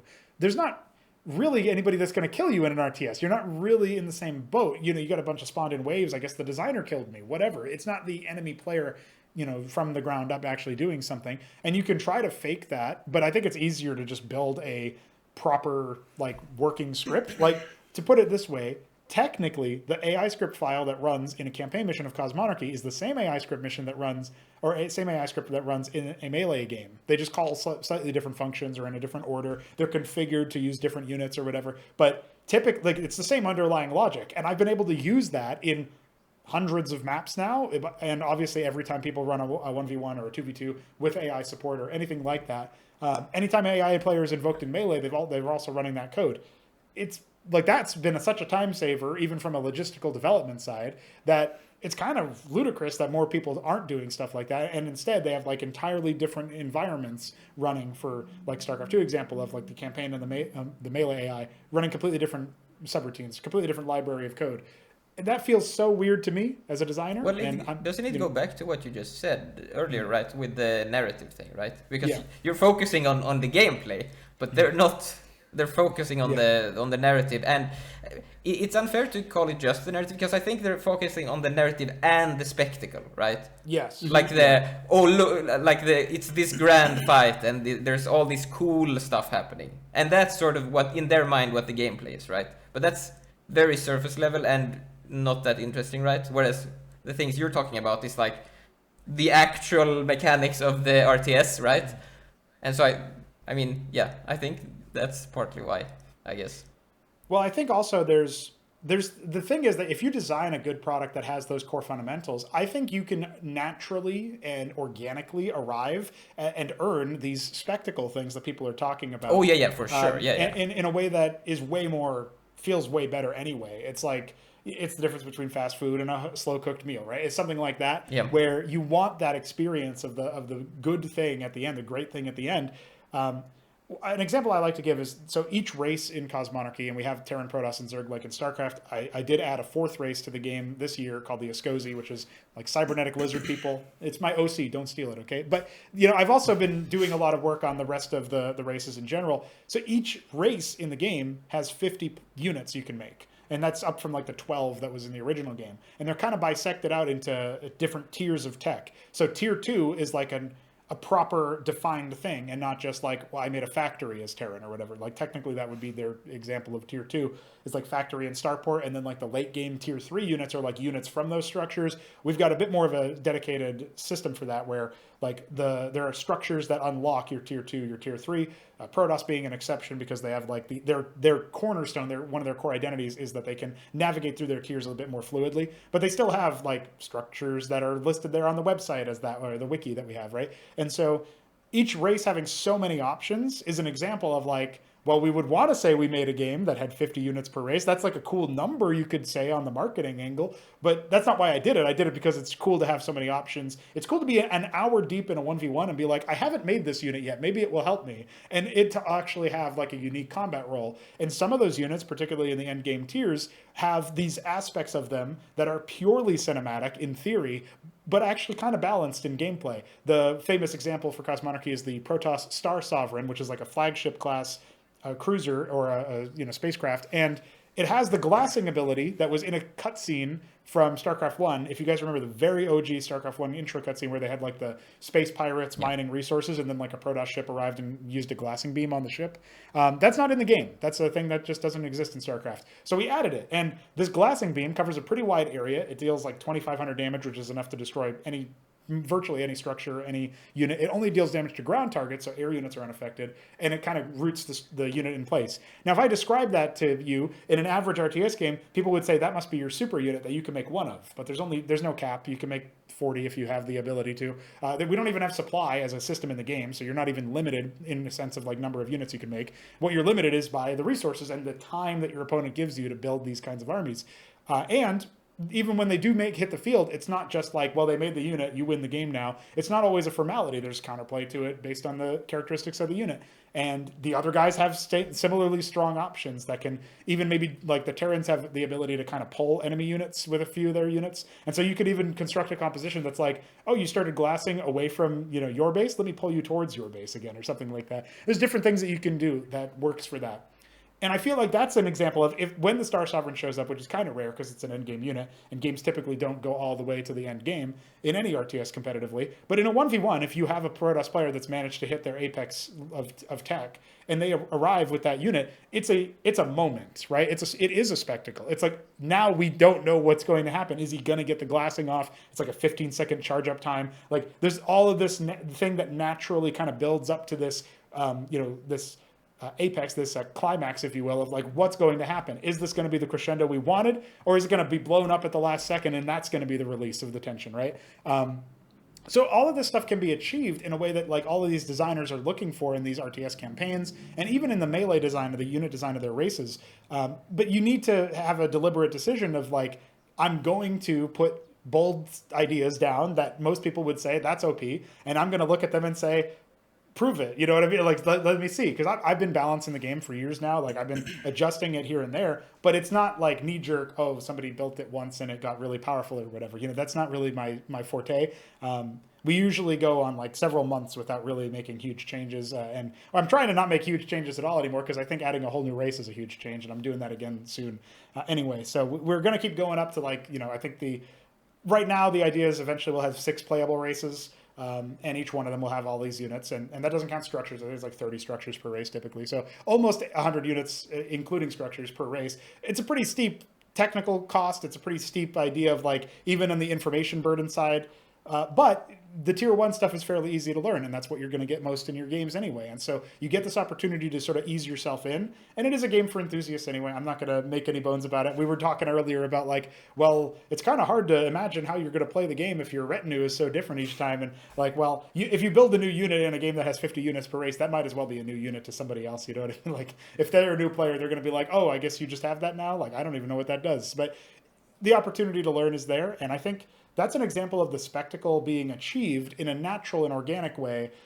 Like one of the unit responses when you train one of the final units you get as Terran is one of their flagships, the Phobos. He says, always remember the first. And that's a direct callback to the idea that like, yeah, you one time in a game, be it against AI or against another player, you made this unit. And that was the first time you made it. And like, that is not every game. You don't just get that given to you for free. And so there's these little thematic things that I'm playing with there, but a lot of it is just down to, we're not afraid to have a lot of units, a lot of, we're not afraid to add a new race or whatever. Things that you can look at and say, this is a cool marketing angle, and I'm kind of trying to, but marketing's not my forte. That's not where I'm doing it in the first place. I just want a cool game with a lot of complexity, or I guess I should say a lot of depth. Complexity can be a bad thing, of course, too, but I do want there to be this like emergent gameplay that comes out of people just trying the stuff that's there and finding it out. Set metas do arrive, and then people will find something that kind of breaks it because there's a lot of tools that have gone under the radar, but people tried it or whatever. And so that's the kind of environment that you can get in a competitive sense, but it also extends, that sort of philosophy of design extends to the single player, because if you're trying to organically arrive at a location knowing that I want this epic showdown with a huge battle at the end of the campaign, and it's supposed to be this titanic, calamity, then I need to earn it by arriving there over time and like scaling up naturally. And, the maps need to be big enough with enough resources. There's like things that they're real, true, tangible things about the design of the elements, be it the map or the enemy AI, and even down to the units as well, if you're doing modified units, that you can look at and say, okay, these are things I can actually do as the designer to achieve my goal, but I can't legislate it. I can't just spawn it in. That doesn't feel as good. It's not really the same thing. And I think that goes back to what your point was. Yeah, I think, like, obviously I agree, right? But I think a lot of the designers see that as a problem, right? That everyone won't just get that experience, right? Yeah. That you need, because like the thing that makes that experience epic is that you've earned it, right? Yeah. That's what makes it this epic moment. Yeah, a lot of designers, I feel like, are focused on how do we make this epic moment. And I mean, this goes into, like, we've talked about this on the show before, like in multiplayer games in general, where they put in these mechanics where, like, comeback mechanics, for example, because comebacks are so epic, so let's make everyone make comebacks. And it's like, well, yeah, now they're not that cool anymore, right? Because that's a part of the, like, natural progression of part of the core gameplay. And so I think one game one game that I really like to bring up when talking about this sort of stuff is co-op. Like, the game where you're like running 100 meters and you're pressing, the game I'm talking about, so like taking a step in that game is like the most epic feeling in the world. And taking 2 steps in that game, holy crap, now we're talking. And taking 3 steps in a row, that's like, I've never had that much dopamine in my life, right? And it's like, that's just from like walking.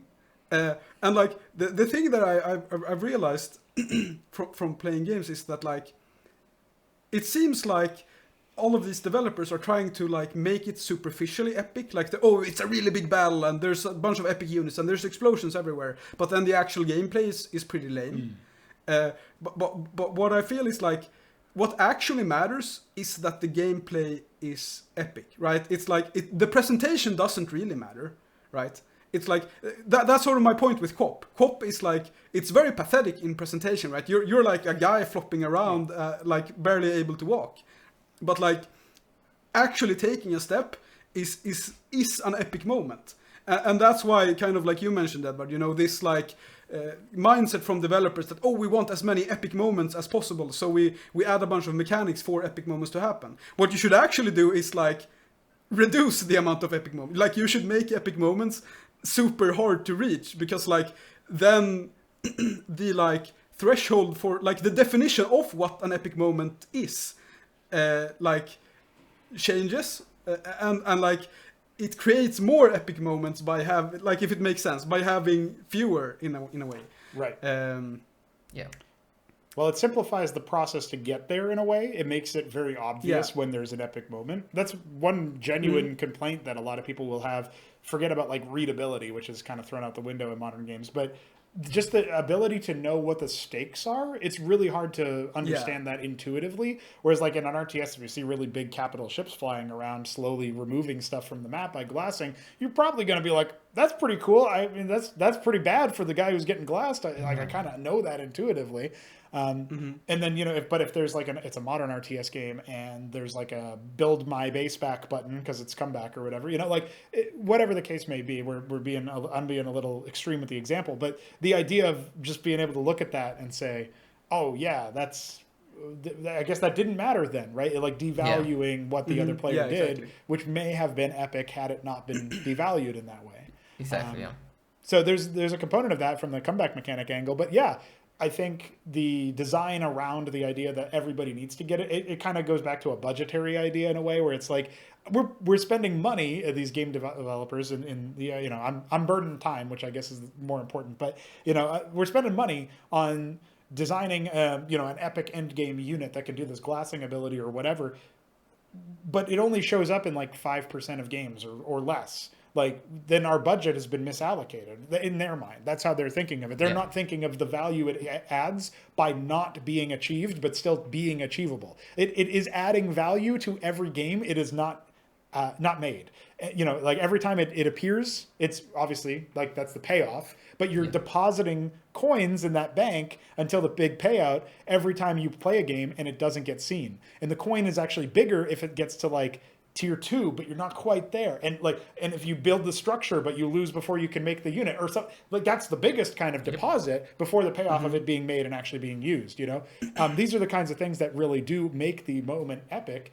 And I feel like if they borrowed their marketers that were doing like the FOMO, you know, limited time only skins, and they applied that thought process or philosophy to like, not every game is going to have this. Look at this game. Isn't this cool? Like, if they applied that lesson to that, they'd actually be a little bit better at designing for this like organic epic of like, oh yeah, I earned this. I achieved this. This is something that was, you know, even the guy who's getting glassed in that moment is achieving the ability to be glassed on the receiving end because I held out long enough. I made him go to the end game tech. I stayed with him, and then he beat me with that. Like, that's a thing that, you know, you're achieving. Even the guy who tries to use the unit and then it blows up. It's like, well, I made the unit though. Like, I got there. That is in its own way, even though it's not a win in the column, and you know, it's not an argument for like a participation trophy. It's just factually that they got that deep into the tech tree and they got a payoff of at least making a unit at that point that they know exists in the game. Think about what it does for the players, what it does for the spectators, if it's a competitive game or somebody's watching it on a stream or whatever. Like, these are things that you can get so much value from, in my opinion, that typically most games don't really achieve because they're, you know, like, the threshold of being epic in a modern game where everything is almost like legislated to exist because of their budget concerns or because they're this misbegotten notion that like you need the comeback mechanic because if it wasn't a close game, it wasn't a good game or something like that. And every game needs to be good equally or whatever. There's a component to that you look at and you're like, this is really missing the mark. Like, we can definitely do better. Those designers are missing the point when they're trying to make it so that the epic thing that they spent all this time and money on is always there. They're seeing it as if it's not there, it's a waste, when I would argue it not being there is actually a value add to the moment. And that's something that a lot of games don't have the ability to. Thus, their threshold is way higher for it. In order for it to be epic, it has to be like maximum dopamine dispenser 9,000, and you know, in the same way like the slot movies that you see now are like, you know, the you know, people call it cape shit or whatever. You know, the Marvel movies and stuff. Like, we're all got superhero fatigue or what have you. And so when we go into that era and we think about like, okay, what are you going to do to wow me now? Like, yeah, you've gone too high up. You actually got to scale back now. And a similar principle exists, I think, for game design. Yeah, I think that's actually a really interesting point because like, I feel like movies that, going into movies now instead of video games, it's like movies that are very like conservative with their action, the action becomes a lot more impactful, right? It's like if there's like one action scene and it's like super brutal and it's super intense, but the rest of the movie, no action. It's like that scene is gonna have impact. But if every scene is like, oh yeah, it's this guy like punching guys left and right, it's like it doesn't really matter, right? And yeah, as you say, that sort of translates into gameplay. And I can imagine, you know, with like the epic late game unit that you're talking about, right? It's like if it's something that only happens in 5% of the matches, like imagine watching a pro game, and the caster sees that unit being built, like just like holy crap, the player is going for the epic endgame unit. Like, just that is more epic than like anything else, right? It's like just the fact that, oh shit, he's going for the all-in strat is an epic moment. It doesn't matter how far the player comes in the strat. It's like the player is going for the strat. That's the epic thing, right? And of course it's epic if it succeeds as well, right? It's even more epic. But yeah, it makes sense. Yeah, like it's all relative in a way, right? As many things are. Sure, yeah. I mean, think about it from just from my knowledge, because I'm also the main caster for Cosmonarchy, and I'm streaming these tournaments like. As of the time of recording, tomorrow I'll be streaming another tournament day, and it's we're in the playoffs. We call it the throne room stage of our main tournament, Acropolis. And this one is particularly like there have been games even in this tournament where you've seen somebody make an attempt. They're like, I'm going to go end game. I'm going to go for that tier 3 or whatever the final unit is, or I'm going to make a gambit some other way. I'm going to, proxy a thing or, do some kind of really early timed rush. But the late game gambit is particularly distinct because you do have to have played a game that has not yet hit a resolution point where there is some element of risk to the decision after the investment of playing for 15 minutes, 20 minutes, whatever it is. And when you see like another game that we have a Starcraft 1 pro from Hungary who is a Zerg player named Siki, and he played against one of our homegrown guys who's been playing the game for 100 years now, probably, who's an Australian Protoss named Nebline. And Siki versus Nebline it's kind of a cool match. Like, Nebline won a tournament a long time ago. Siki's like first time playing the mod in terms of like, this is his first calendar year playing it. First time participating in a tournament like this. And they come up and they're in the semis. And this is last week.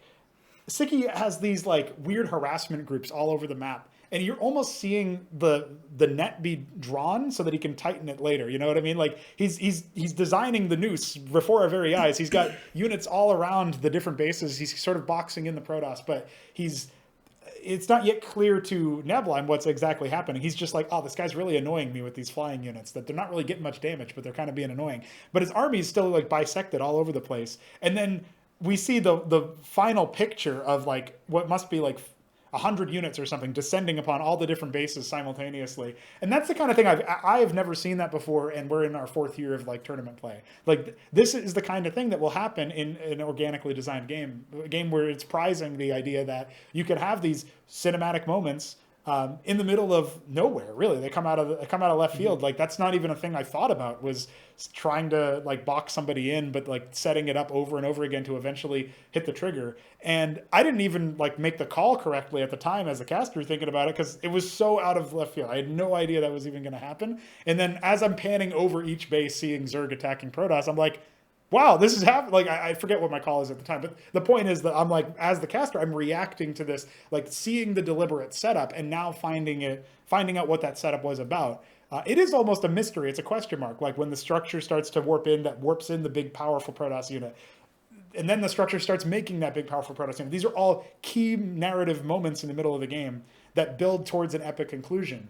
And I do think that there are definitely some moments, even when like the game looks like it's already resolved and one player still drops the structure and it's like insurance policy or something like that. But you in that moment you have to be like, well, he's going to try to get that unit, but he's probably going to win beforehand or whatever, And then it's not as epic, but you still know that it's like a little reminder. Like there's so many ways that you can optimistically but realistically look at the way that these mechanics are coalescing into really beautiful moments that do stand out. I'm going to remember that Siki Nebline game like a year from now, way more than I'm going to remember the games that preceded it or came after. And, there's so many matches that are going to have those memorable moments.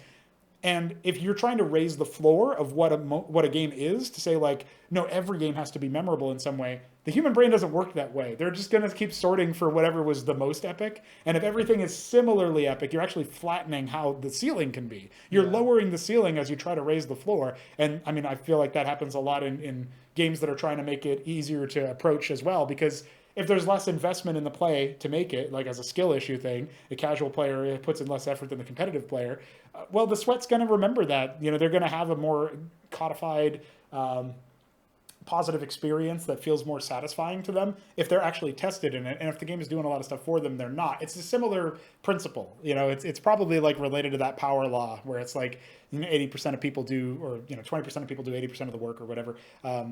That's the kind of thing that I think of when it comes to designing anything, is if you are trying to make every moment as maximally impactful as it can be. I mean, I'm releasing daily videos of casting Cosmonarchy matches. If I tried to make it so that every video was better than the last, I would be losing my mind, because how can I do that when the game itself has so much variance? I hope I'm picking good games that are going to be cool matches. I don't watch them beforehand, because then I'd be faking the hype or whatever. And so then I got to walk in here and be like, okay, well, let's give it a good attempt and we'll see what happens. It's the same thing as anything else. It's like the most boring match ever. Yeah. How would I call that to make it entertaining? I guess I better start solo podcasting real quick and then still give value to the people. But it's just a losing proposition to try to make every moment as epic as the last. Because then you'll get your wish, but it's just that the last moment wasn't very epic, and that's how it is. So. Yeah, exactly. There was one thing about, sort of unrelated, but still related to RTSs, that I actually wanted to hear your thoughts about. Because, like, me and Edward, we talk a lot on the podcast about what we call in-fashion design. Okay. So you can call it many things, modern design or whatever. But, there are a lot of trends. Like, for example, I think you mentioned, like, fairness, right? Yeah. It's like games have to be super fair nowadays. And one thing that we find really important is the concept of checkmates, which Boghog talked about, if you watched that podcast as well. Where it's like, you've lost before you've actually lost. Like, you made your mistake like 10 seconds ago, and you're going to have to wait those 10 seconds until you actually lose, right? And the reason I bring these things up is because I think RTSs, much like, for example, shmups that you mentioned before as well, they're kind of proof that these design trends aren't actually that interesting, because all of the RTSs that try to go this way, like they try to reduce checkmates, they try to be super fair, they try to be, whatever, they end up being very, very uninteresting, right? It's like kind of like, I don't know what I'm really trying to say, but like I feel like the RTS is like this sort of immortal genre, if you want to call it that, like keeps on surviving because it's interesting. Like it like I guess what you're also saying is that these things don't work on RTS, right? Yeah, like, if we look at exactly. Other genres, they make like FPS games that are terrible, but they sell really well for other reasons. But maybe because RTS is such a like gameplay focused genre or something. These design trends don't work on RTSs. Like they try to do these things and they just flop. Or did I? Yeah, I think that's sort of my point. It's like these kinds of things, they like kind of work on other types of games. Like the games are less interesting in my opinion, but like they are still somewhat enjoyable, right? And a lot of people find enjoyment in them. But like when RTS games try those things, nobody likes it, right? Yeah. That's sort of my point. Do you have like any ideas of why, I guess, is my question. I haven't really observed this phenomenon myself fully closely yet. And so this is like a gut reaction sort of to your point, which I think is true. I don't think we actually haven't seen big RTS games succeed, any RTS game, even within the niche of an RTS game. I guess maybe the last successful one might have been Age 4, but I feel like it's outshined by Age 2 so hard that I can't really grasp whether or not it's really a success. Probably didn't make the money back, but I mean, Microsoft is huge, so maybe it doesn't really matter in that sense. Just thinking about like a creative success angle, but also considering the commercial values, since you got to think about like, well, games are selling with these poor ideas of, fairness and avoiding the checkmate. Like RTS campaigns can have that in spades, where like it's a timed mission for 30 minutes and you don't realize that like at minute 12 you lost because you failed to do something. I think usually in a well-designed game and map you can probably have like an earned comeback where you observe that you lost, but if you didn't know that you just made a blunder, to put it in chess terms, then it's really hard for you to recover the position because you just didn't have the comprehensive knowledge at that point. So that's kind of like a knowledge check is a different kind of skill that I'm all for having in a game, but definitely something that a lot of people will say, oh, that's not fair, I didn't know about that. I mean, but that's like the essence of RTS if you think about like build orders and surprise tactics and different maps coming in that have different battlegrounds for 1v1 or whatever. Like the build orders that somebody didn't know about and it counters what they did perfectly. There's a brilliance to that, a genius to that is narratively and I guess emotionally satisfying to some subset of people. But a lot of people are like, well, that wasn't a fair game. You know what I mean? Like, but that's not what they're testing for. They're testing for who has a better understanding of what to do in that moment. And sometimes that comes down to, can you execute on that idea? That's the unique, something you said way at the beginning, Ludwig, is the real-time nature of the RTS is often overlooked by some people because they're like, well, just have the computer automate so much stuff for you. If you're, like you have to execute on your idea, but if your idea is really good, it can make up for an execution deficit compared to the other player. That's how you get players with better APM losing to players with worse APM. And that happens all the time in all kinds of RTS games. And so to answer the question of why RTSs with these, I guess, misdiagnosed problems, you could say, like they're trying to solve something that doesn't really need a solution. And they're coming up bankrupt, closed, canceled, whatever, is probably because RTSs themselves are such a demanding ask. I mean, things get simplified when you go into the mass appeal sector, and so you're cutting down on things that are pokey and that like turn players away because it's like, oh, that's hard, that's difficult.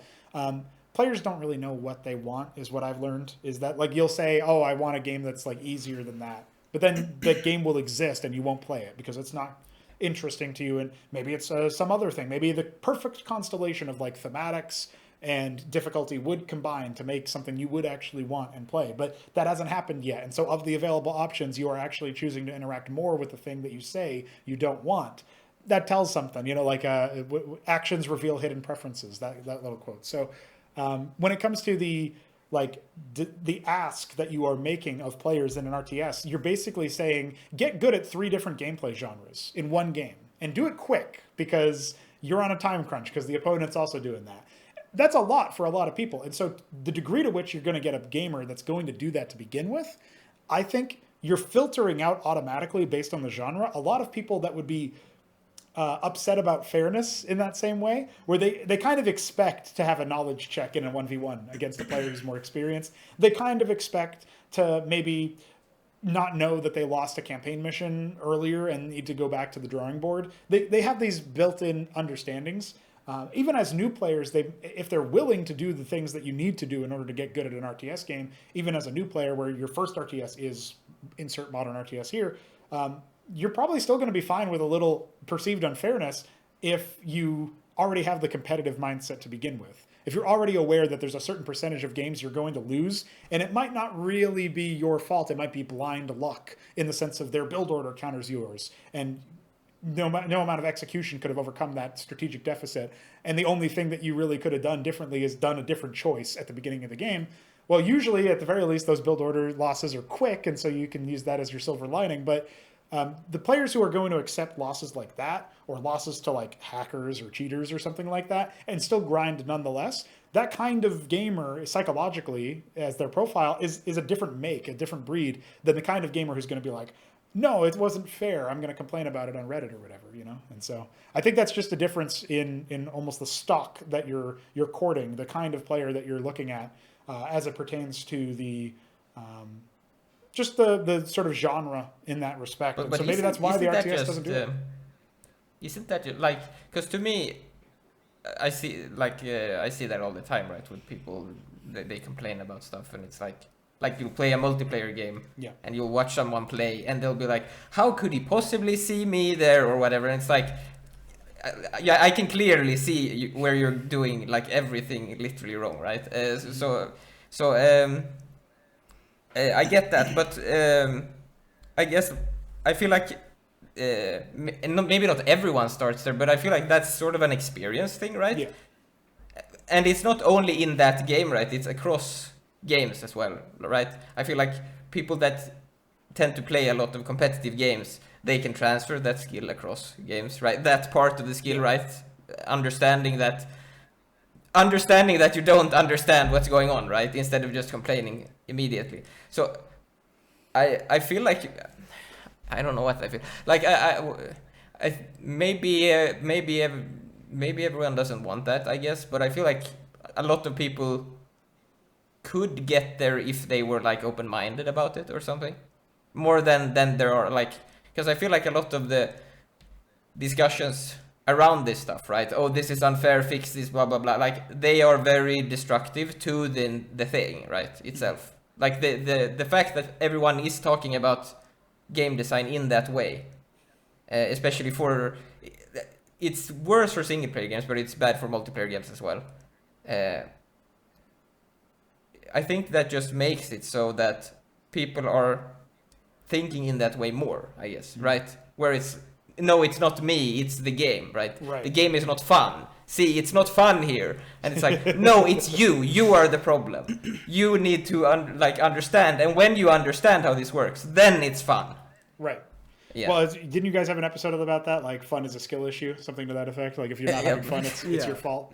And to a degree, there are games where that's true. Like, if the game is just fine, it doesn't have to be superlative. If it's just fine and it's got the essence of whatever competitive nature means that some players are going to fail and some players are going to succeed, which I almost feel like you need to have to be considered a game anyway. But, you know, it's like a game is like a set of rules, and there's a winner and there's a loser. When it comes to stuff like that, like assuming you're not talking about a walking simulator or visual novels, things that like don't have fail states. If your game has a fail state to it and you opt into that game and you enter the fail state, fundamentally you made an error along the way. And if your gaming experience is not fun, and it's not fun only when you fail, but it is fun only when you win, there's a subset of competitive players that are like this. There will be, like, we got a guy in our Discord server for Cosmonarchy who every time he wins, he's like, man, that was such a good match. I better submit that for cast. That's going to be great. And then I'm stuck with like a 16-minute game that's like, well, this is kind of boring, actually. Nothing really happens. And then the guy wins at the end. But if he loses, even if it was a banger, he's like, that's it. I'm never playing again. Bye. And he'll like leave the server or whatever. You know, like, stuff like that will happen. And so it's such a weird sort of mentality to have, in my opinion. I don't think it survives very long in competitive environments, which is why it's maybe more of a rare breed. But there's a subset of player that only views victory as fun and defeat as not. And it's, I don't really know why that is. That's probably a broader cultural question, because like I remember the same phenomenon happening years and years ago when I was still playing League. I got pretty high up as a jungler to like the top 0.1%. I think it was like Diamond 2, but back before there was like a rank between Diamond and Challenger. And so like I was looking at promos for like I was technically eligible for pro, which is weird because I'd never had any intention of doing that. But that's the kind of thing that like I got up to that level of competitive, and people were basically like, well, if the game was a loss, then it sucked and I hate it. And that was like a default expectation for a lot of competitive gamers. And I wonder if maybe that mindset is also there for more casual players who just don't have the skill to achieve what these pro or pro adjacent players do have. If they're like failing at the game is actually the problem, maybe it's also like a subset of when you're looking at a slop factory, to put it not very nicely, and the content doesn't have a lot of merit to it, but you're experiencing it. Anything that stops you from getting to the finish line is perceived as the ultimate horror. And this is not like a conscious observation I think these people are having, but they might be like, well, I really don't want to keep playing this game because it's obviously bad, but I got to keep playing it until it ends. I got to play until it ends. And I couldn't end it here. I failed. It delayed my end. This sucks. And like, maybe it's not fun because it's not fun and not because you lost. Because I think there's a game out there for everybody that when they play it, even though they lose, losing is actually fun. Improving at the game is fun. Getting the high score can be fun. You know, like these things that I talked with Mark, who is similar to Spiders, has like a lot of shmup background and does a lot of these really cool, interesting reviews. And in a podcast that I had him, it's like I think the podcast was called "Difficulty is Content" was like the tagline for it. And so this is the kind of video or the kind of conversation that kind of this reminds me of, is these players being in a state where they're like, damn, you know, like I really, I'm here for a narrative experience and I want to get to the end of the story, or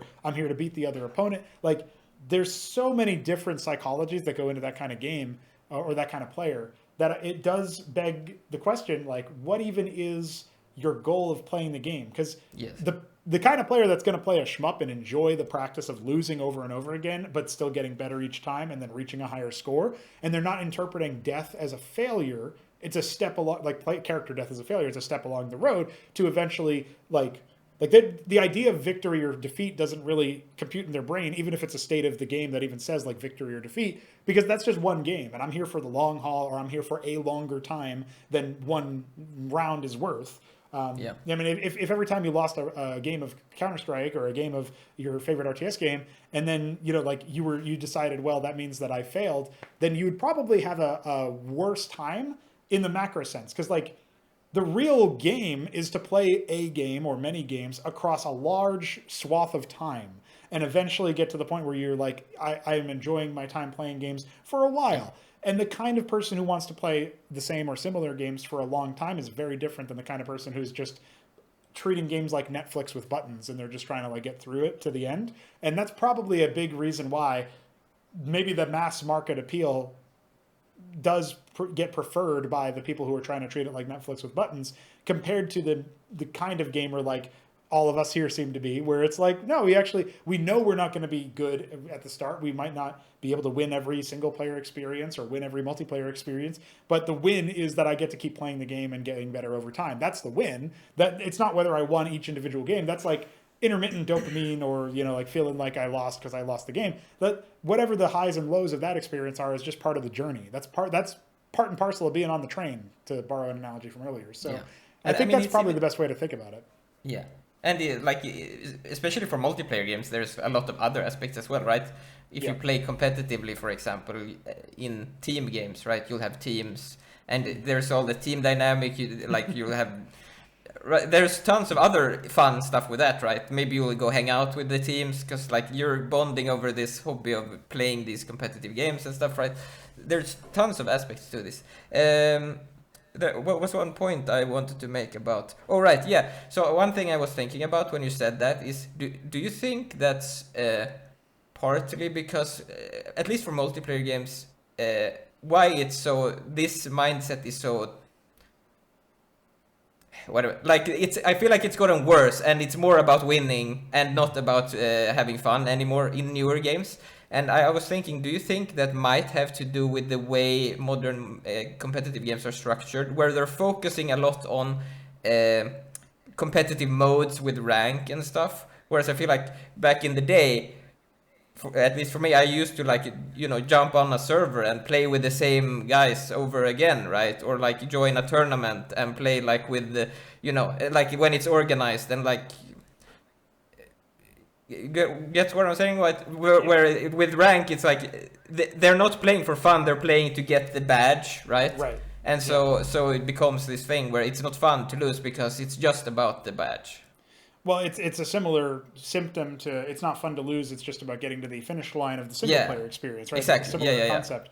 And I feel like that maybe that's a problem of the gamer themselves, as opposed to, this is maybe an area where it is the gamer and not the game. I think there's definitely some merit to the argument that games have been focusing really heavily on a ranked ladder that goes up and down, that gives you certain rewards at the end of each time, and taking away from any element that's more puggy, that's more like whoever's around we play with, whoever's in the community server and Counter-Strike Source or whatever, like the kind of ideas that you would get from gaming 10 years ago, 15 years ago. It didn't, skill-based matchmaking was kind of coming up at that point, particularly on console shooters and stuff, but it wasn't nearly as like, even in those eras when it was starting to show up more frequently in a AAA space, it wasn't the only way to play. There was unranked ladder, there was, a casual game sort of format where you just play with whoever and you're not playing for a rank. You're not playing to win. And that's kind of the idea of like separating it. But for some reason, even in an unranked context, you'll get players who are exclusively trying to win, even though they're not in the ranked mode, because like maybe they get ladder anxiety from the ranked mode, but they still carry over the same mindset over to the unranked mode. And that's definitely a component of it. I'm wondering what specific design elements of a competitive ladder or some sort of system like that have been misappropriated or misaligned in some way, because I do think that there's something to that. It would be really weird if like all of the gamers kind of like slowly over time morphed into what they are now without being pushed that way by a design from a game. And so that's why I feel like while the gamers have the control in their mind to change it, it makes sense why they would, without examining it, they wouldn't realize, oh, they've been pushed in this direction. That makes sense to me logically. And so I'm wondering in my head about like, what does it look like? What does it mean if like what could be the cause of that? Because I think about a ranked ladder and the end of season rewards of like getting the badge. Yeah. And that to me kind of, because of my mindset, I'm reinforcing the idea that like, well, I'm here for a long time. And so my profile will show that I played for a long time and that I was trying to get better over time. And like, maybe I didn't have as much time to play the game in the third year I played it. So my rank is lower or whatever. But you can see profile stats. I think all that stuff can be viewed and used as a positive for a player who is competitively minded. But then that's not what they focus on, and maybe that's because that's not what the game itself is focusing on. Maybe it's always like, well, you're just in a lower skill bracket, actually, buddy. Like, you're just not good enough or whatever. And that instills a different mindset in the player. Maybe that's not what's being focused on or celebrated. Like, they have these end of year things like Spotify Wrapped, but for your video game that you play or your Discord profile or whatever. And like, these are things that you could see as a celebration of the time you spent in the game. But if all they ever focus on, even in those kinds of ceremonies, which I'm not privy to, so this is kind of speculation, if what they focus on is the competitive side and your achievements in that respect, instead of like, you played this many times, there's not really this goes back to your statistics point earlier, actually, Everett, is that there's not a stat you can look at for how much fun you had. That doesn't exist. Mm-hmm. And so what they can show you is your wins, your losses, your ties if the game has ties, your rank if the game has rank and you got up to that.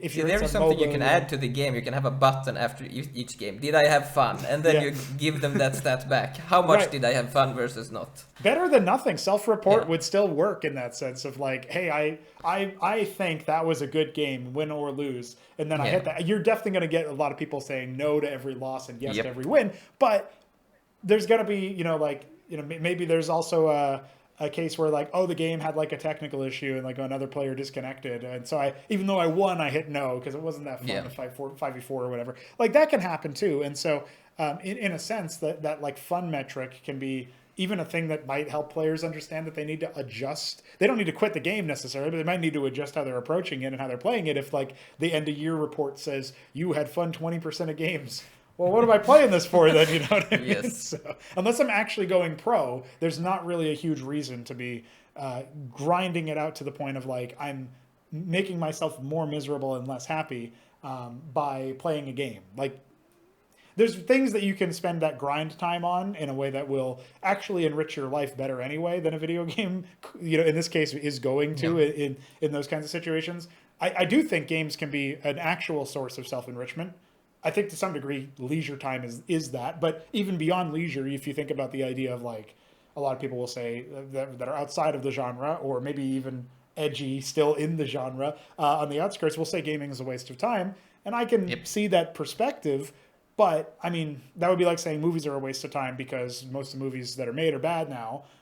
There's definitely, diamonds in the rough. And there's also lessons you learn. Forget about like any narrative that you're trying to peel back layers on and understand because most game narratives are not as good as books. Like it's just not what it's about. And they're not focusing on what the medium's strong suits are typically.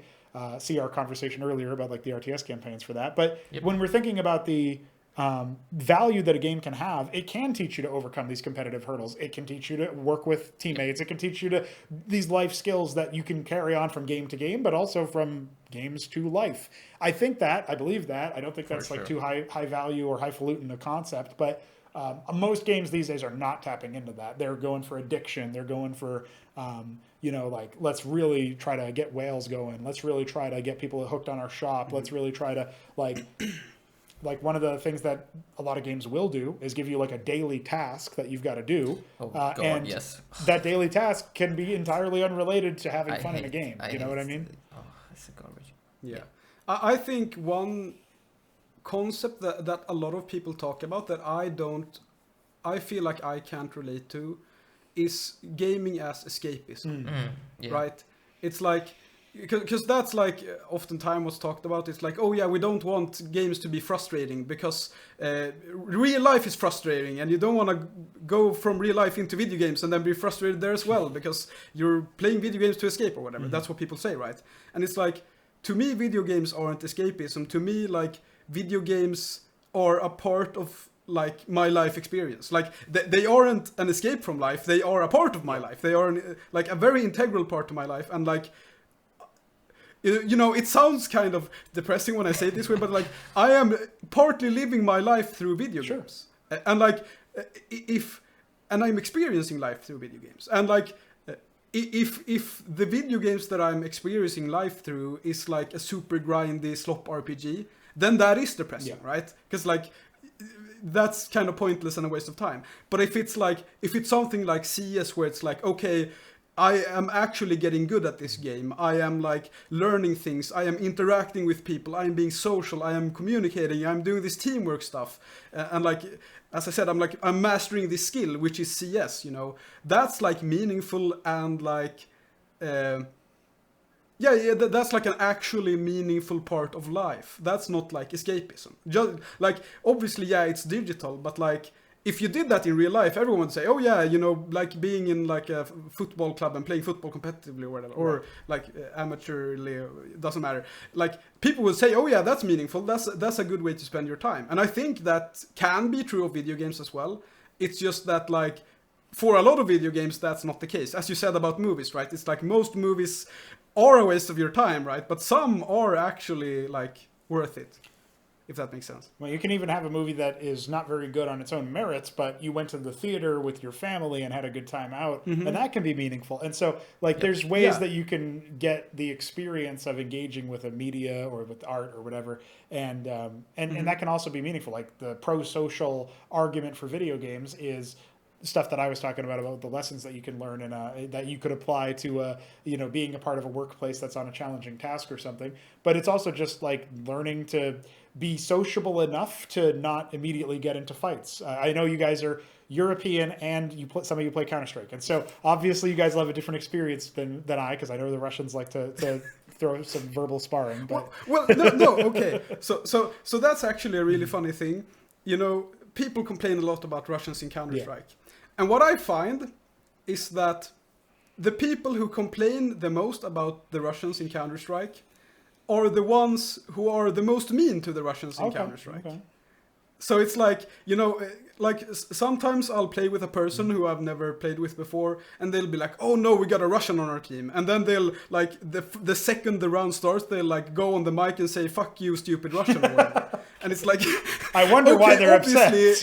Yeah, exactly. It's like, but if you're actually nice to people, you know, people are going to be nice back. That's like one thing that I find really interesting about like we've discussed this, Edward, about like skill-based matchmaking, and how like people are saying nowadays that games are way more toxic now than they are before. And I think that is 100% correlated with the fact that you aren't playing on community servers anymore. Because like before you were playing on a community server, and so you kept playing with the same people all the time, and so you like got to know them, and like there was actually social stakes. Like if you were an asshole to someone on the server, you would get kicked or banned, right? It's like so whereas in a like a skill-based competitive matchmaking perspective, it's like it doesn't, like, these people don't matter. They are like cogs in the machine as I like try to increase the rank number on my profile. And like, so of course people are going to be toxic if that's like the context. Whereas if it's on a community server, or if it's in organized play in a tournament or whatever, like people aren't going to be as toxic, because it's like the actual social stakes are higher. Like you need to actually behave in these situations, or you will get like thrown out, if that makes sense. Yeah, well, even thinking about the rank angle of like League of Legends was really bad, and I have no idea about it now, but it was really bad in part because you could have two players in the game in their promos, and like one player's like 1 win, and then the other player's like 2 wins, 2 losses, needs this 5th one to come out good so that they can move on. And then you got 3 guys who aren't in promos at all. And like, that's such a weird constellation of individuals to be on the same team, because the loss or the win is so different depending on which player you are. Yeah. And the same thing can happen in Counter-Strike with your rating and, you know, being close to the threshold for the next promo or whatever. And stuff like that can be so frustrating when then it's like, no guys, I'm taking this seriously and you guys need to as well. And like, well, you guys aren't queuing as a team. You guys aren't trying to make this happen with everybody coming in with the same mindset. It's not even like I don't even know how often you get to see this kind of information ahead of time. But like it would be something different if like the culture of a game was that they load into the lobby and they see, oh my God, this guy's in promos and he needs this win. All right, guys, let's take this seriously. I know I just drank like a fifth of vodka, but I'm going to play for real now. Come on. And then, like that would be a little bit different if that was the culture of the space. But I think you're at this point in gaming history, you're just as likely to get somebody who sees that and then is like, I'm going to throw. It's like, well, come on, man. Why'd you got to be like that? So, there's a lot about looking at that kind of thing. I think also, especially in games where cheating is a problem, which is pretty much every big competitive game, you're going to be looking at a spot where a certain subset of people will look at the ladder and they'll say, well, it's kind of pointless because people could be cheating. And like, why do I even bother doing that? So that could be another thing that like aggravates the mindset of a player who's in theory trying to be, engaging in a social activity, but is being pretty antisocial while doing it. And so, they can also, propagate the stereotypes of the angry Russian if they're yelling at them all the time, as you were pointing out. So that's also quite possible. It's interesting to think about it from the perspective of the designer. Like if I was stuck in a position where people were only playing Cosmonarchy because they wanted to get a better rank, we don't have like matchmaking or ranked yet. For one, our player base needs to scale up more for that to kind of be a thing. But we do automatically upload ranked games played in the ranked game mode, and they go upload. The replays get posted, and the match win-loss and stuff gets posted, and eventually we'll have some stats filtering. And so soon I'll have to think about this in a more like real nuts and bolts way. Like if players are only engaging with it so that they can have the bigger number, then like how do I make it so that they're enjoying the game still in the process of doing that? And so it's not just that reason. So that when the number doesn't go up but instead goes down, they still feel like they're enjoying their time and having a good one. Because even though they usually mean a good thing about it, if a player tells me that Cosmonarchy is addictive, I feel a little bad. I'm like, shit, man, don't tell me that. Like, I don't want that to happen. I'm not trying to get you to, rage out, break your keyboard. I'm trying to add value to your life, not like make you ruin stuff around you or whatever. And so I've already got a chancy sort of relationship with that psychologically. And I'm thinking about it like, okay, yeah, if people are going to be really hardcore grinding on it, that's going to be a question that, I certainly a future me and not so far into the future either will have to contend with to some degree. But my current thought process is looking at existing games. You probably do need to take some of the thoughts that were put into the design aspect of this conversation about like, don't have these comeback mechanics that just artificially make it so that games are close. Design around the idea that not every game is going to be epic. Maybe you could try to design around game length that's a little bit shorter, which is something Counter-Strike did with the advent of CS2. Something that League sort of did in the way that they made it so that you could surrender at 15 minutes instead of 20 minutes. These games have been kind of trending towards like a shorter completion time on average. I think maybe Dota 2 is an exception, but I'm not very familiar with it. Deadlock as well. That game is okay. So there's some longer games out there. And individual match lengths being variable is something that's a lot more common in an RTS. Again, it kind of points to the idea that like if you're going to play that game, you got to be prepared to be like, I'm going to queue for a match. It could be 20 minutes or it could be 2 minutes or it could be an hour. And like, all right, like I guess, and so, you hope for the really long epic banger game as like me, the developer, because people are going to have a lot of fun in that. And ideally, you hope that at the end of a really epic match, people aren't like, I hated that. You hope that they enjoyed it, regardless of if it was a win or a loss. And so I think a lot of the time it comes down to like trying to make it so that maybe the average game length doesn't need to be super long, that there are ways out of a match. It can be trickier in a team game because you're balancing across many different people. In a way, it's kind of a miracle that we get 10 people into the same spot as in video games. And they're maybe roughly the same skill level, although I think I share some of your grievances with skill-based matchmaking, thinking that it really does funnel everybody down the same path. There's even skill-based matchmaking often happening in unranked game modes, and I don't think that should be the case. I do think that should be more server-oriented, because you see the lobbies that are open, you join them. If you see a player in that lobby list that you know is really good, maybe you don't join them, or maybe you hunt them down because you really want to challenge them. There's so many stories that people have of like older game styles where I invoked Counter-Strike Source, but even in 1.6 Condition Zero to some degree. People would be looking for these servers, and they would find like the one guy that would be there, and then they would let's say like, oh, this guy's got a reputation, I'm going to see if I can take him out. That kind of thing can happen emergently, organically through the social systems of your game, if you're designing it around the idea that, yeah, we don't really look for balancing the teams. I don't know, like the bad thing is that if you forego skill-based matchmaking, there's going to be a subset of players that complain when, you know, the team constellation is a bunch of good players versus a bunch of bad players in a team game or something like that. And they will be pretty upset about that.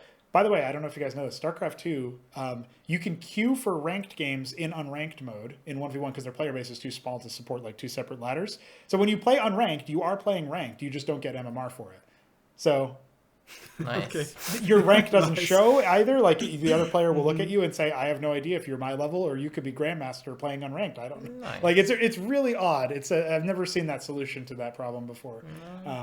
But, you know, like StarCraft 2 is a game where you can look at matched lobbies. It's sort of like the old BattleNet days of StarCraft 1, but it's through poorly designed UX because modern UI is terrible. And so you look at the way that the stuff works, and once you know how it works, you can go in and join lobbies, and maybe you'll find similar players. You know, the player base isn't so enormous for StarCraft 2 now that you're going to never see the same person again in those social environments. And I think that actually creates more social stakes in a positive way, where it's like, well, I want to hang out with these guys for a while, so I'm going to, you know, hang out with them for a while. I'm going to do my best to be a pro-social person in that way. And I don't think that the incentive structure for a competitive sense of like everybody plays ranked and everybody has skill-based matchmaking and you're always supposed to be able to win every game. That's another thing that skill-based matchmaking kind of, that's the illusion of it anyway, is that like we've done our best to make it so that this is an even fight, so that if you lost, it's still your fault. I actually think in a weird way that backfires, because now players are only thinking about the win or the loss, and they're not thinking about the experience they had. Because there have been times where I've been up against like our reigning champion or whatever in Cosmonarchy, and I'd make the game. I don't have time to be good at the game. You know what I mean? I'm all right, but I'm not gonna roll everybody, and I wouldn't be able to win my own tournament, for example. And so at that point, I'm just seeing how funny I can be. Like that's my fun, is like, can I last a long time? And like, I cheesed out one win once and I was like, yeah, nice. I'm remembering this forever. But like, that's the fun, is it's not like, I know I'm not going to win. And so even in a skill-based matchmaking less game, you know, where there was no such thing in any capacity, or especially for unranked play, I do think you can get a lot of mileage out of just knowing that you're queuing to have some fun, maybe with your friends. It's always more fun with friends. Even a colonoscopy is fun with friends, guys. Come on, you can have some fun with friends. Yeah. But the bottom line is you don't get an opportunity to be upset about the loss if you know that going in there was no guarantee it was going to be a balanced game, and that does change the psychology going into it. And I feel like people employing skill-based matchmaking in unranked context is. It was a terrible direction for humanity to go. I forget what the meme is, but you guys know what I'm talking about. But that's a really good point, actually, because like now I'm thinking about it, I used to play a game that literally no one has heard of except Ludwig, which is called Nosgoth, which is a dead, like, it's a third-person shooter thingy. It doesn't matter. But the point is the community was very small, which was really nice, right? And you would run into what you just said there, where it's like, oh, I'm in a match and there's like, I know everyone, right, in the community. So it's like, oh, there's like 3 guys on the other team that's really good, and I got like some random that just joined the server the first time. Okay, well, I'm not gonna win this, but I'm gonna do my damnedest to like fight back. And then it's like fun to lose again, right? Yeah. So maybe that's sort of part of why you're losing it as well, because like it's a really good point what you said there, where like, because all games are supposed to be like even, it becomes this thing where you can't just have fun and like relax, because it's like, no, it's judging you all the time, right? Right. Which is really interesting, actually. It's a point. Yeah, I actually had a very interesting experience when I tried to get into fighting games very briefly by playing a game called Under Night in Birth. Okay.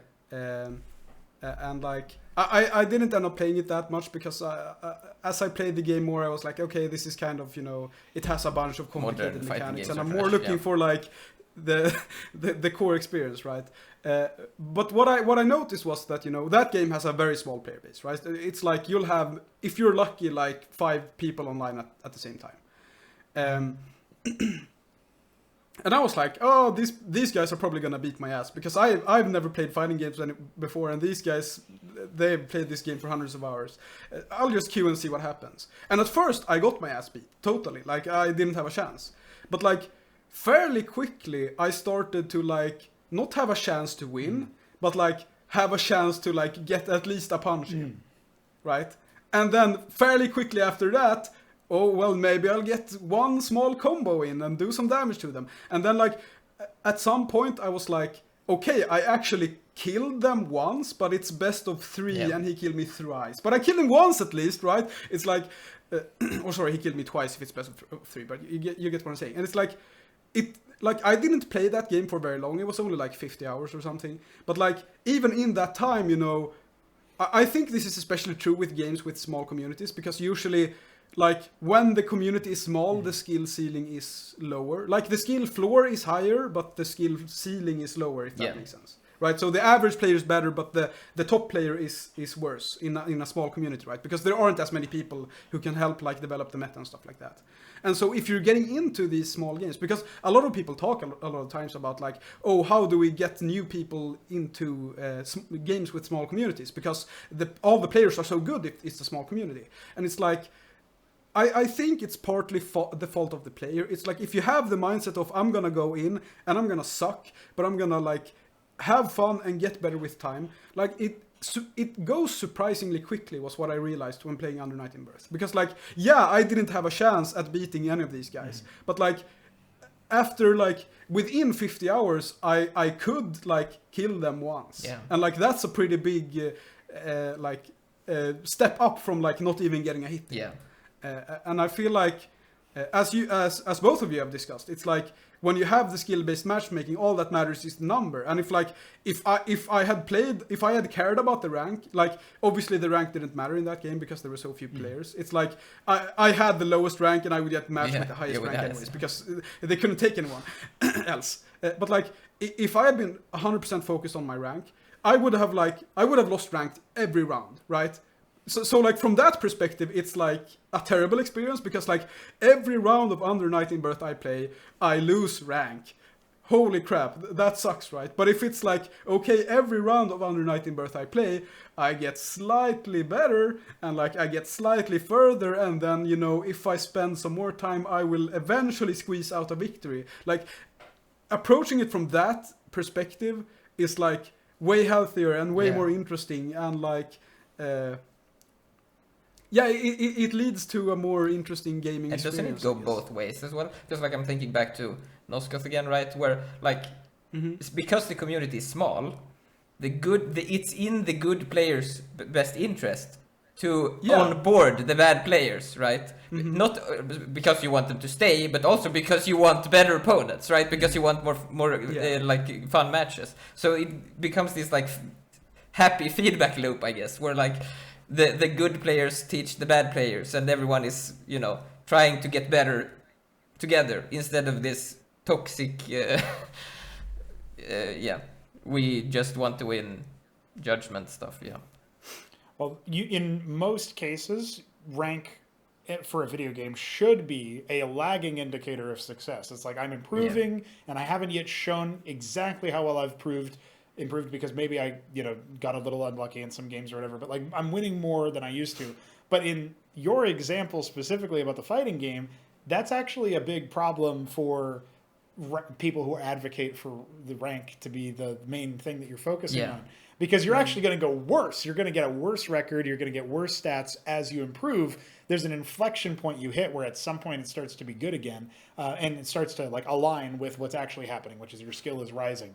And that can happen in a game that's bigger. It can happen in a game with more than 5 players. And, you know, maybe it just takes a little bit longer in the lower population games because, as you mentioned, the floor gets to a certain level that feels almost like a monumental task to approach as a newcomer anyway, to be able to match. But yeah, it's a beautiful story. It's a story that indicates that, I think also in large part because of the format of a fighting game, Probably didn't need to go look up any YouTube videos, if any existed, to like how to play the game. You were just, I'm guessing, intuiting a lot of the systems based on the fact that it's like really transparent, really immediately obvious what is happening. Is like I'm getting comboed, I'm getting stun locked or whatever, and I'm not going to be able to retaliate. I need to find the right blocks or find the right moves, and maybe I look at my move list a few times. But that's all I really need to do is do that a few times in game. And so that's actually really good compared to even like in the RTS example, you might have to go look up a build order, or you might have to like open up the replay and watch that at least to see what you did wrong. It might not, because it's not a game of it's a game of imperfect information, whereas fighting games you see everything on the screen at the same time, and so that also helps. But still, there are ways that you can approach something like 50 hours and still be competent in it by the end of the day, even in a game that does have a high raised skill floor due to player scarcity. I think you can look at a lot of games like even the original Starcraft, and you can at least say like, well, this guy built more workers than me, and so I'm going to build more workers and see if that helps. And then that takes you down a different path of branching because it gives you more money and it makes you build more stuff. And so, or lets you build more stuff. The way that I also think about the counter example that Edward brought up of you got the player who's already at the top of like the big fish in the small pond. Well, he probably wants more fish to jump in, and so if he can help with that, if the player can join forces with any newcomers, or sort of like create this general approach of like, hey, you seem to be struggling here. You want some advice? Like sometimes you can get unsolicited advice, and that just tilts you. But if you're in a position where you're like, hey, I'm gonna help you out here and tell you that, like, oh, in an RTS context, this unit is useful to detect hidden units. You might not know that. Let me just tell you where that is in the tech tree and stuff. It can definitely create a better overall approach. And like that can also help jumpstart the learning. And you don't get to see that in a game that's so focused on just the rank aspect of it, because actually it's in my best interest to put you down and to hide information.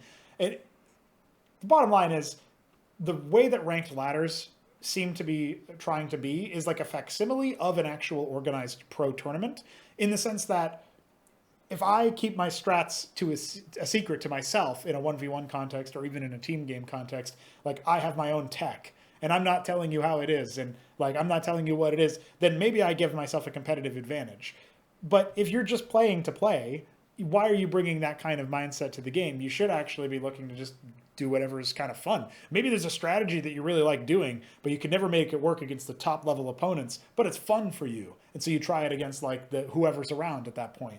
And even if you lose, you still had fun playing the strategy that you don't get a chance to play as very often. And so I feel like that kind of, a lot of games don't have the experimentation room anyway. Like you don't have RTSs with 50 units per race typically. If they do, maybe a lot of them are really similar to each other and there's a lot of overlap.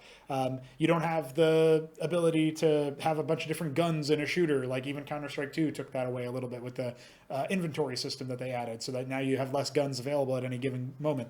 You don't have a lot of opportunity to experiment. There's low adaptation, low adoption of like new maps or whatever. Like if these, in this competitive sense, you get rigidity of a meta and of what is acceptable to the player base. And like, I think, man, this is something I think we brought up at the way beginning of the conversation.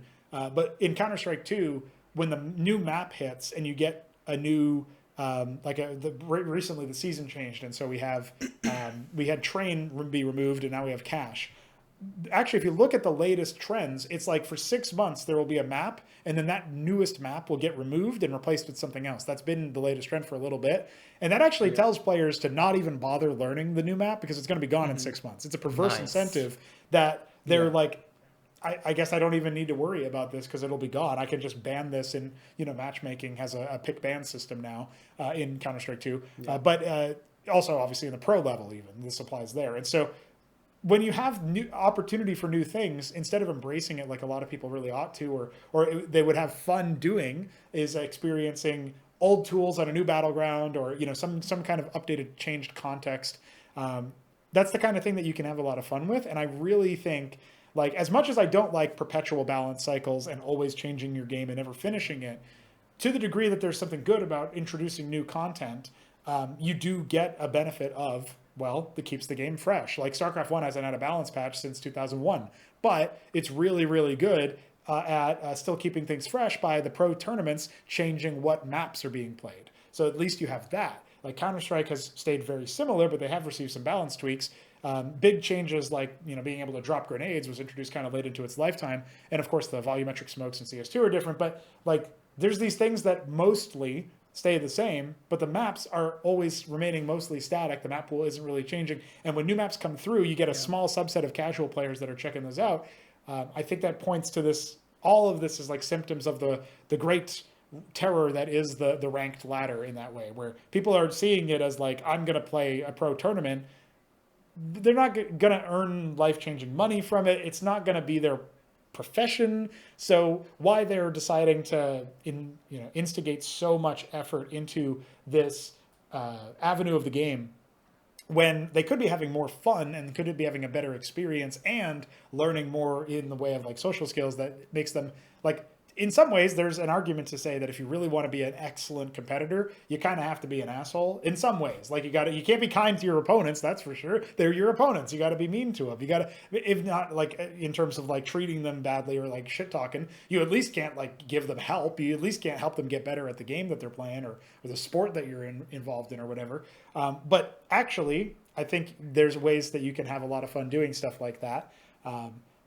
Yeah, there's a lot that seems to be downstream of the mindset that shifts between every game is winnable, every game should be winnable, I should be able to win every game. It's almost like that entitlement of like the guy who played Quake for 30 minutes and then thought he should be able to kill somebody who's been playing for 15 years. He didn't have your idea, Ludwig, about like, I'm going to play this for a couple hours, 50 hours, which, to the average player might listen to that and balk at it like, wait. 50 hours is a short amount of time. Like, yeah, in a sense of like adopting a competitive discipline or whatever, it's a really small amount of time, but it can still be fun, even if it's only fun for a small amount of time. And you don't have to win for it to be fun. So I think there's a lot that goes downstream of this, like every game should be winnable. It's not fair if it's not winnable. Like I'm seeing all of the little points that we brought up along the way in this conversation come back at the, in regards to the ranked discussion point. Yeah. I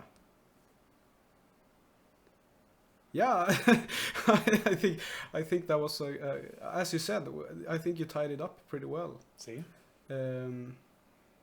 yeah, ranked gaming, the future of ranked gaming. No, so yeah. I guess unless. Because we've been talking for a very long time now, and we've jumped between topics. And come back to some and then went away from them again. Do you have anything? Well, first of all, Edward, do you have another question maybe that you want to ask? Or did we have any points left on the list? No, I think we Did went cover through all of everything. it? Okay. Yeah. Yes. So then, Pr0nogo, I direct the question to you. Do you have anything you want to bring up? Any final points? I think any questions you want to ask? Well, gaming can definitely be a cool avenue of learning something new, of learning skills that you don't like. It's almost like you're learning skills without even knowing you're doing it. And a lot of times when it's a really good, when everything's coalescing, when it's a really good example of it, I think gaming can be a very, very good way to discover what you even like in art and media and build a taste for that kind of thing. But people will have these misaligned ideas of like, well, games can have really cool stories. Well, wake me when you find them. I don't know. Like the best stories are the ones that happen in the middle of the gameplay. Like, yeah, did you see the way that I did that like no scope move or whatever? And that can be in a context of a single player campaign too. But typically, you're playing second fiddle. This is my beef with like Half-Life and stuff, is that a lot of those games come out and obviously they're trendsetters, and Valve does a lot of like tech demo stuff where they're like, Half-Life 2 was a tech demo for Source Engine, you know what I mean? Yes. It wasn't really like them trying to make a good game. Yeah, that's not really what they were focused on, and yet they had so much narrative to it. But and I'm not asking them to design a script where like the NPCs react to me rocket jumping, speed running through like the antlion section of Half-Life 2 or whatever. But it would be nice if like when you were playing through the game, it didn't feel like if I replaced myself with like whoever was let's playing the game that day on YouTube, that the gameplay experience would be identical. Like that's kind of what I'm getting at, is games shouldn't be identical. The experience of the game shouldn't be identical from player to player. If it's a, you know, it's very different if it's not really a game with like fail states. If we're talking visual novel or, you know, whatever like that, then you're talking about basically that video game doesn't really even describe that kind of game, in my opinion, even though I just used the word game again. It's that experience is so removed from a competitive game or even a game that has a competitive discipline to it, the idea of getting better over time, like what an RTS single player campaign will have, or like an FPS campaign typically does. The reason why these exist, in my opinion, is because you want to have like some kind of loose story to follow with regards to what you're doing in the game. But like, I don't know, man, Doom was pretty cool and you were just a guy shooting demons on Mars. Like, it doesn't have to be so in-depth. And if it's going to be so in-depth, you are raising the execution bar of like, I need to be this good at my execution to really drive home that what you're experiencing is the complicated narrative that you're weaving. And, you know, there was a point that Ludwig brought up earlier about the RTS campaign, talking about like, you know, dealing in different thoughts, dealing in different subjects than even what should be, in my opinion, in an RTS. I mean, StarCraft 2 is like a love story. Like, why is that what we're doing in the middle of a space military campaign where we're sending like thousands, hundreds of thousands of Marines to die, and it's just that like Kerrigan can get de-infested and hang out with Raynor again? It's like, I don't care about that. What are we doing with all these dudes? Why is everybody following Raynor so much? Like, these are questions you have to ask if you look at the gameplay, but they're not at all answered by the narrative. And so we definitely have covered a lot of ground in the time that we've been together, and so I thought it was cool to come on and talk, you know, wax philosophical about video games and what they have to offer. But I do think that we've hit on a couple of really good points of, you know, the dissonance that does exist between the narrative and the story in a lot of video game genres, and RTS is a good example of it. But also the dissonance that exists in the mindset of a player who's, you know, being coached by the way that the matchmaking is set up and the game is set up in a competitive sense to everything is all about fairness. Fairness has got to be the center point of design. I actually have a document somewhere on my website where I talk about fairness being an important part of the design, but I'm thinking about it in the perspective of like, don't pre-place the entire army and base for across the whole map. Like, even playing field is what I'm thinking of. And I'm saying nothing about the skill that will be expressed by the players once they spawn in. I'm talking like, don't spawn, you know, in a 1v1 competitive match on the ranked ladder, you shouldn't be spawning like one guy with extra dudes. It should be even in that sense as a starting point. I think a fair starting point is totally valid, but trying to enforce this like 50% win rate across everything goes back to the statistics point that was brought up by Edward earlier. It's just, you're not going to get some value from that. What you're going to be looking at instead is a bunch of people saying, damn it, I should have won every game, and being dissatisfied by it, to say nothing of whether they stick with your game or not. So there's definitely a lot of dissonance in gaming these days, but maybe somebody will listen to this and be like, I can change something. Hopefully. Yeah. Wow, that was beautifully put. Yeah. Very well spoken. Thank you. So, thanks so much for joining us, Pr0nogo. This was a very interesting discussion. And where can people find you, by the way? Oh, yes. Pr0nogo on YouTube, or indeed the No Frauds Club is where you can find a repository of interviews, past and maybe present soon. Nice. I think they call that future, but either way, it's been it's a good time there. Cosmonarchy.com if you want to check out our RTS. We got all kinds of cool stuff going on where obviously the tournament stuff that I mentioned and a few other things as well. We're on Liquipedia if you care about tournament stuff on Liquipedia. It's a subset of Starcraft's Liquipedia, but you can find us there. And we got cool stuff coming down the pike, but maybe cooler still will be future conversations. So we'll stay tuned on that. Awesome. Yeah. Thank you, Pr0nogo, again, and thanks everyone for watching. We will see you next week. Bye-bye. Bye-bye.